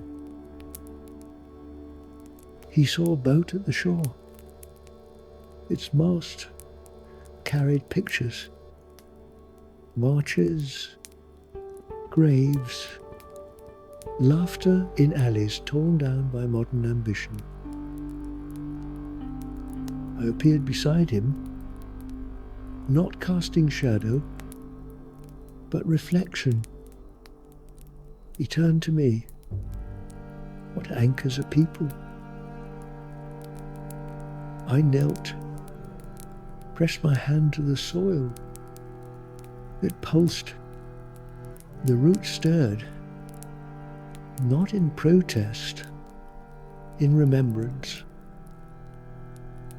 A grandmother's soup recipe, a child's school uniform from 1964, a farmer's hat, a wedding photo faded by ocean air.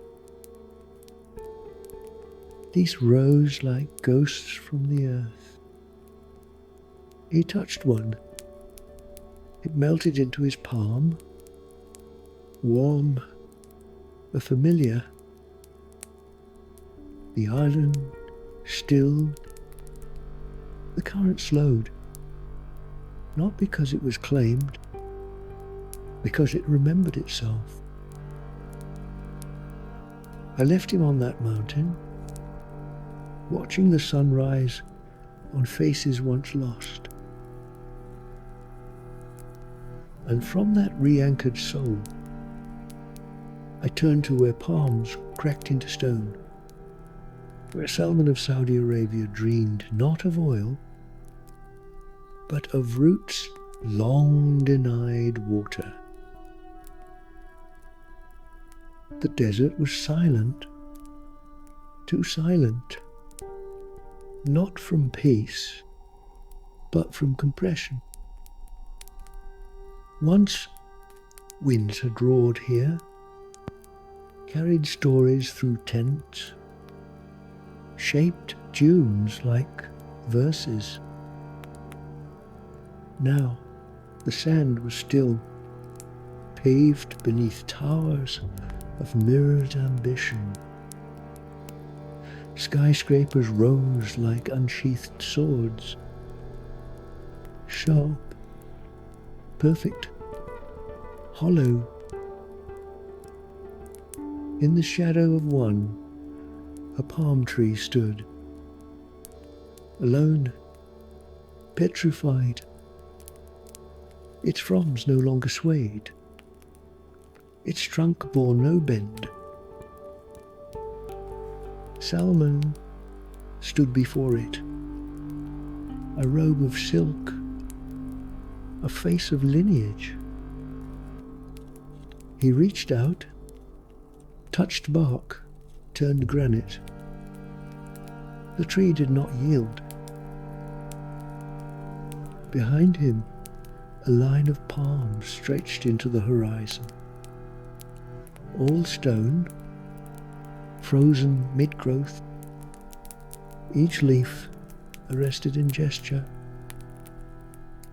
each root imprisoned beneath development. He stepped among them, saw tents beneath their base, stitched with golden thread, collapsed. He heard prayers, once offered here, now echoed in boardrooms. He whispered, "Where did the oasis go?" And the earth replied, not with sound, but with thirst. Oil flared in the distance, flames like crowns, majestic but indifferent. I emerged near the base of the tree, kneeling, holding nothing, but breathing. He looked down at me. "Will you crack them?" I shook my head. "No, but I can remind them." I pressed my palm to the root. It was dry, but not dead. I exhaled, and from the air came water, not as torrent, as memory. Dates ripened in the tree's core. A child's laughter returned to the grove. Grandfather's prayer rethreaded its syllables through the fronds. One palm creaked, moved, bent toward the past, but grew forward. Stone flaked off. Bark remembered itself. The wind stirred, not from commerce, but from homecoming. He wept, not from weakness, but from the ache of recognition. His robes gathered dust, and for once he let them. Behind him, cities still gleamed, but a single oasis, revived, was enough to question their dominion. And I turned from desert reborn to hands ink-stained with influence, where Rupert Murdoch dreamed of truths that could not be rinsed away. He stood in a printing press cathedral. Steel machines whirred like organs. Paper flowed like liturgy. And ink, black as confession, splattered with precision. Rupert walked between columns of newsprint, his face reflected in headlines, spun not by fate, but by choice. Each page bore a scream. Some screamed facts, others wishes, most design. He reached for a fresh edition.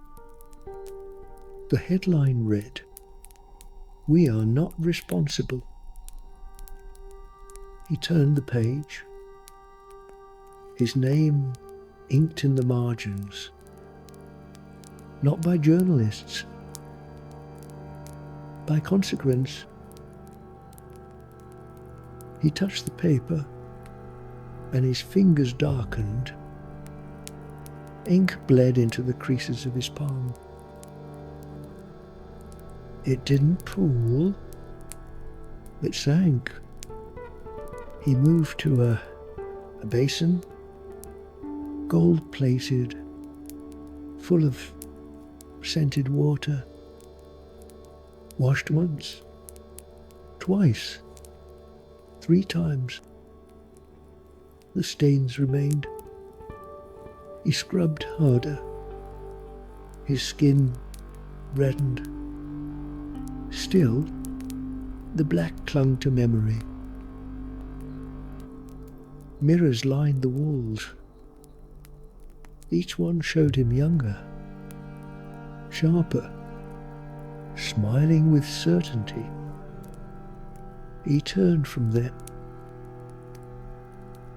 and the walls transformed into living rooms, desks, airwaves, screens flickering in distant homes. A mother reading false hope, a man voting on fear, a child absorbing suspicion. The ink moved, not on the page, on the mind. And his hands dripped guilt, not as metaphor, but as residue. I stepped forward from the shadows. No judgment, only presence. He raised his palms toward me. Make it clean. I looked and said softly, they're yours. Not as punishment, as recognition. He lowered them, looked again, and now the stains no longer spread. They stayed, static, fixed, owned. The presence halted. For the first time, he turned to a pile of unwritten pages, blank, not pure, but possible. He touched one. It did not resist. And in that silence, ink waited, not to stain, but to tell. And I turned from that page unwritten to a man torn between waters, split by tides he thought he could hold. I followed the current toward Joe Manchin, where contradiction flowed faster than policy. The valley was carved from compromise. Two rivers met there, one clear, one clouded. They roared beside each other, never mixing, as if held apart by principle or pride. In between them, a dam, massive, constructed from coal, declarations, televised interviews, and votes split down the spine. Joe stood atop it, boots wet. One hand held a torch, the other a veto. He looked east, a river of green, renewable, eager, rising. He looked west, a river of black, familiar, heavy, rooted in jobs, in blood, in memory. He didn't move. He didn't blink. From above, he looked like balance. From within, he felt like rupture. Cracks formed. Not in the dam, in him. His voice echoed through the canyon. Not in speech, but in hesitation. He turned. The rivers pulsed harder. One whispered progress. The other, survival. And behind both, constituents, corporations, conscience. The sky trembled, thick with lobby and longing. He opened his mouth. Words came out, but they split mid-air. Half promise, half evasion. The dam groaned. Its foundation wasn't concrete, but context.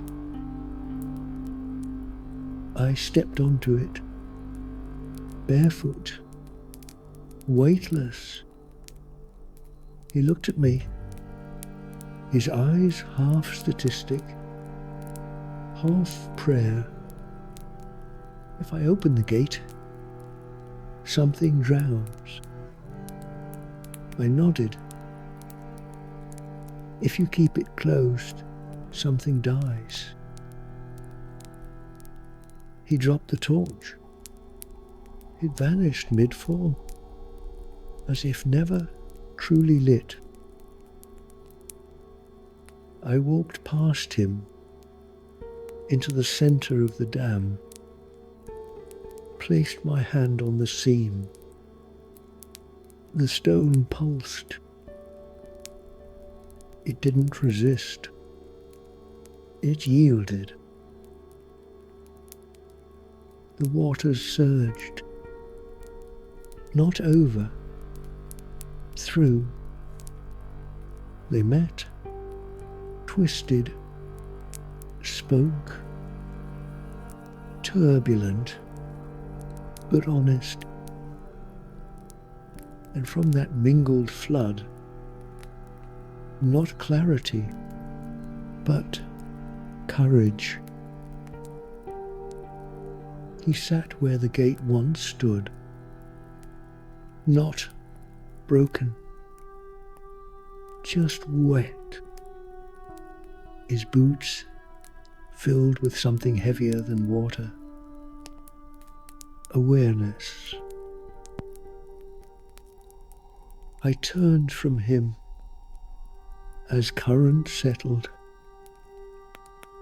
toward sand once shaped into stadiums, toward cheers turned to silence,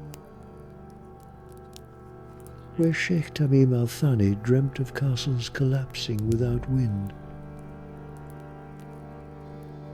The dream began with thunder, not from storms, but applause, a sea of lights, drums, flags,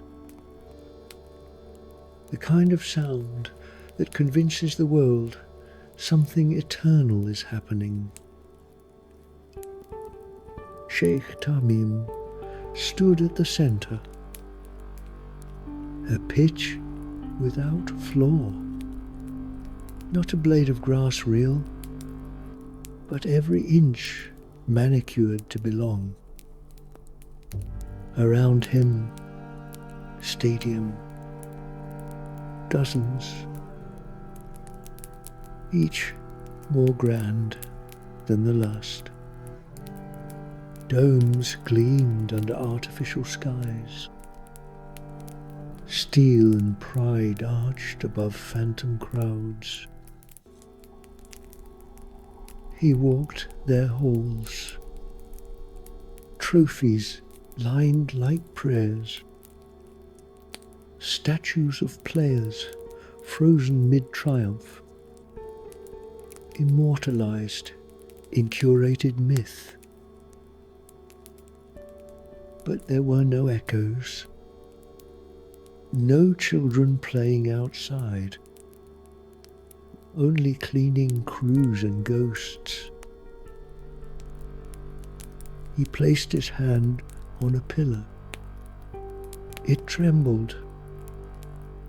He blinked, and sand poured from its base. He turned to another. It cracked. One by one, the stadiums dissolved. not from wind, from memory failing to hold myth. Foundations were not laid in earth, only in urgency. And urgency never lasts.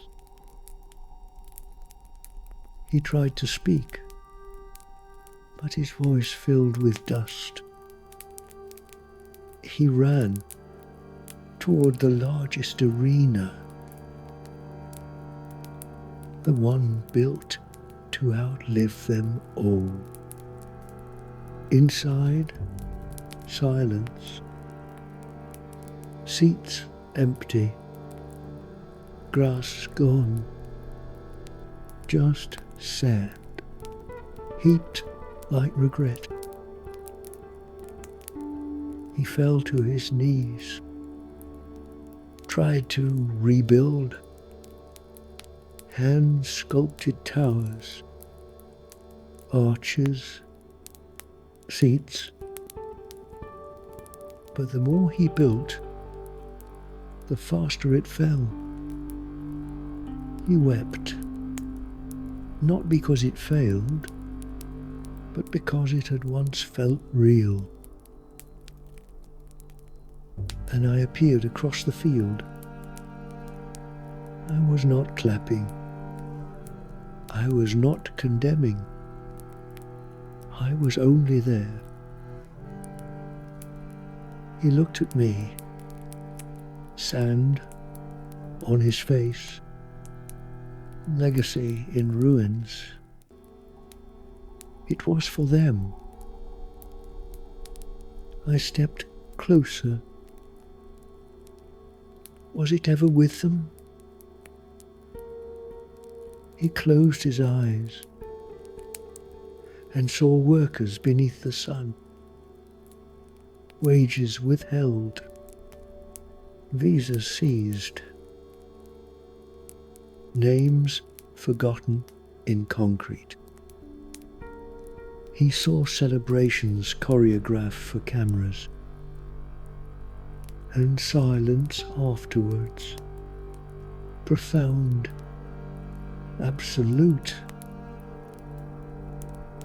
I knelt, pressed my hand to the ground, not to fix, to release. The sand sighed, collapsed gently, not in shame, in surrender. And from the last of its dunes, a single child stood, barefoot, holding a ball not signed, but scuffed. The sheikh watched him walk away toward a field with no walls. And in that moment, he understood. What crumbles can still inspire, but only if it's let go. And I turned from collapsing architecture to a final door still closed, where even the dream of power had to sleep. For tomorrow, its story would begin again, with no stadium, no crown, no audience. Only one more dream. And now the last torch dims, the last gate sighs shut, the sand settles. 40 dreams, not victories, not punishments, only revelations. They came to me in silence. not because they were voiceless, but because even power whispers when it sleeps. I walked through oil fields and marble halls, through palaces with roofs of clay, through skyscrapers that blinked like anxious eyes. I stood in courts where laws turned to petals. I watched gold weep, mirrors lie, and memory bloom in soil long forgotten. They call themselves leaders. The world calls them powerful. But in dreams, they are only human. Their fears wear silk. Their pride hides in vaults. Their regrets are archived like treaties, signed, sealed, unread. Some feared irrelevance. Others feared being truly seen. Some longed for applause. Others just wanted to rest without being watched. None of them dreamed of forever, only of meaning, even if borrowed, even if brief. And I am not justice, not fate, not myth. I am the Sandman.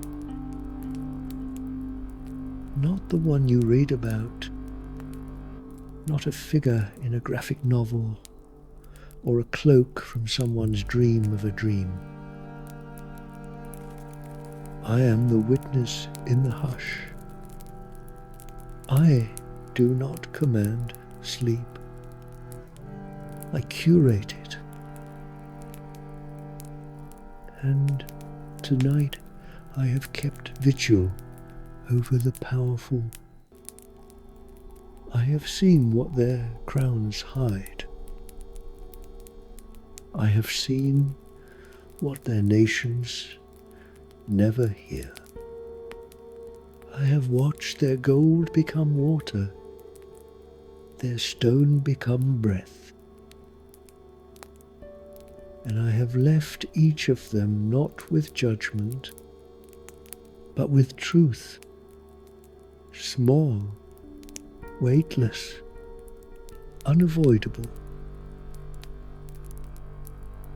Now, dreamer, you who listened, you who wandered with me from throne to battlefield, from press room to parliament, you too will sleep. But before you drift, I ask you, what would your power dream of if it could sleep? If no one watched?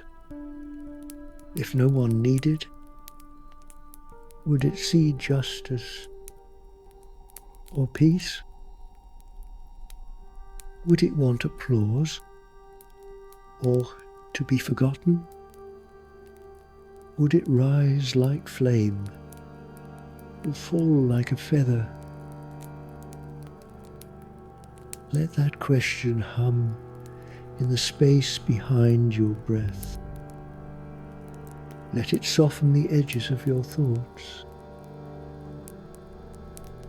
And if these dreams brought you anything, a pause, a reflection, even just stillness,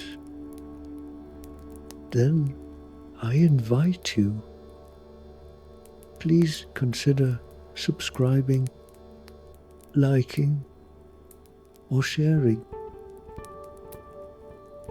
And it's always a quiet wonder to read in the comments where you're listening from. what hour the dream found you. For now, I will go until the next threshold breaks, until another dream calls me across shadow. But tonight, for the powerful and for you, sleep has spoken.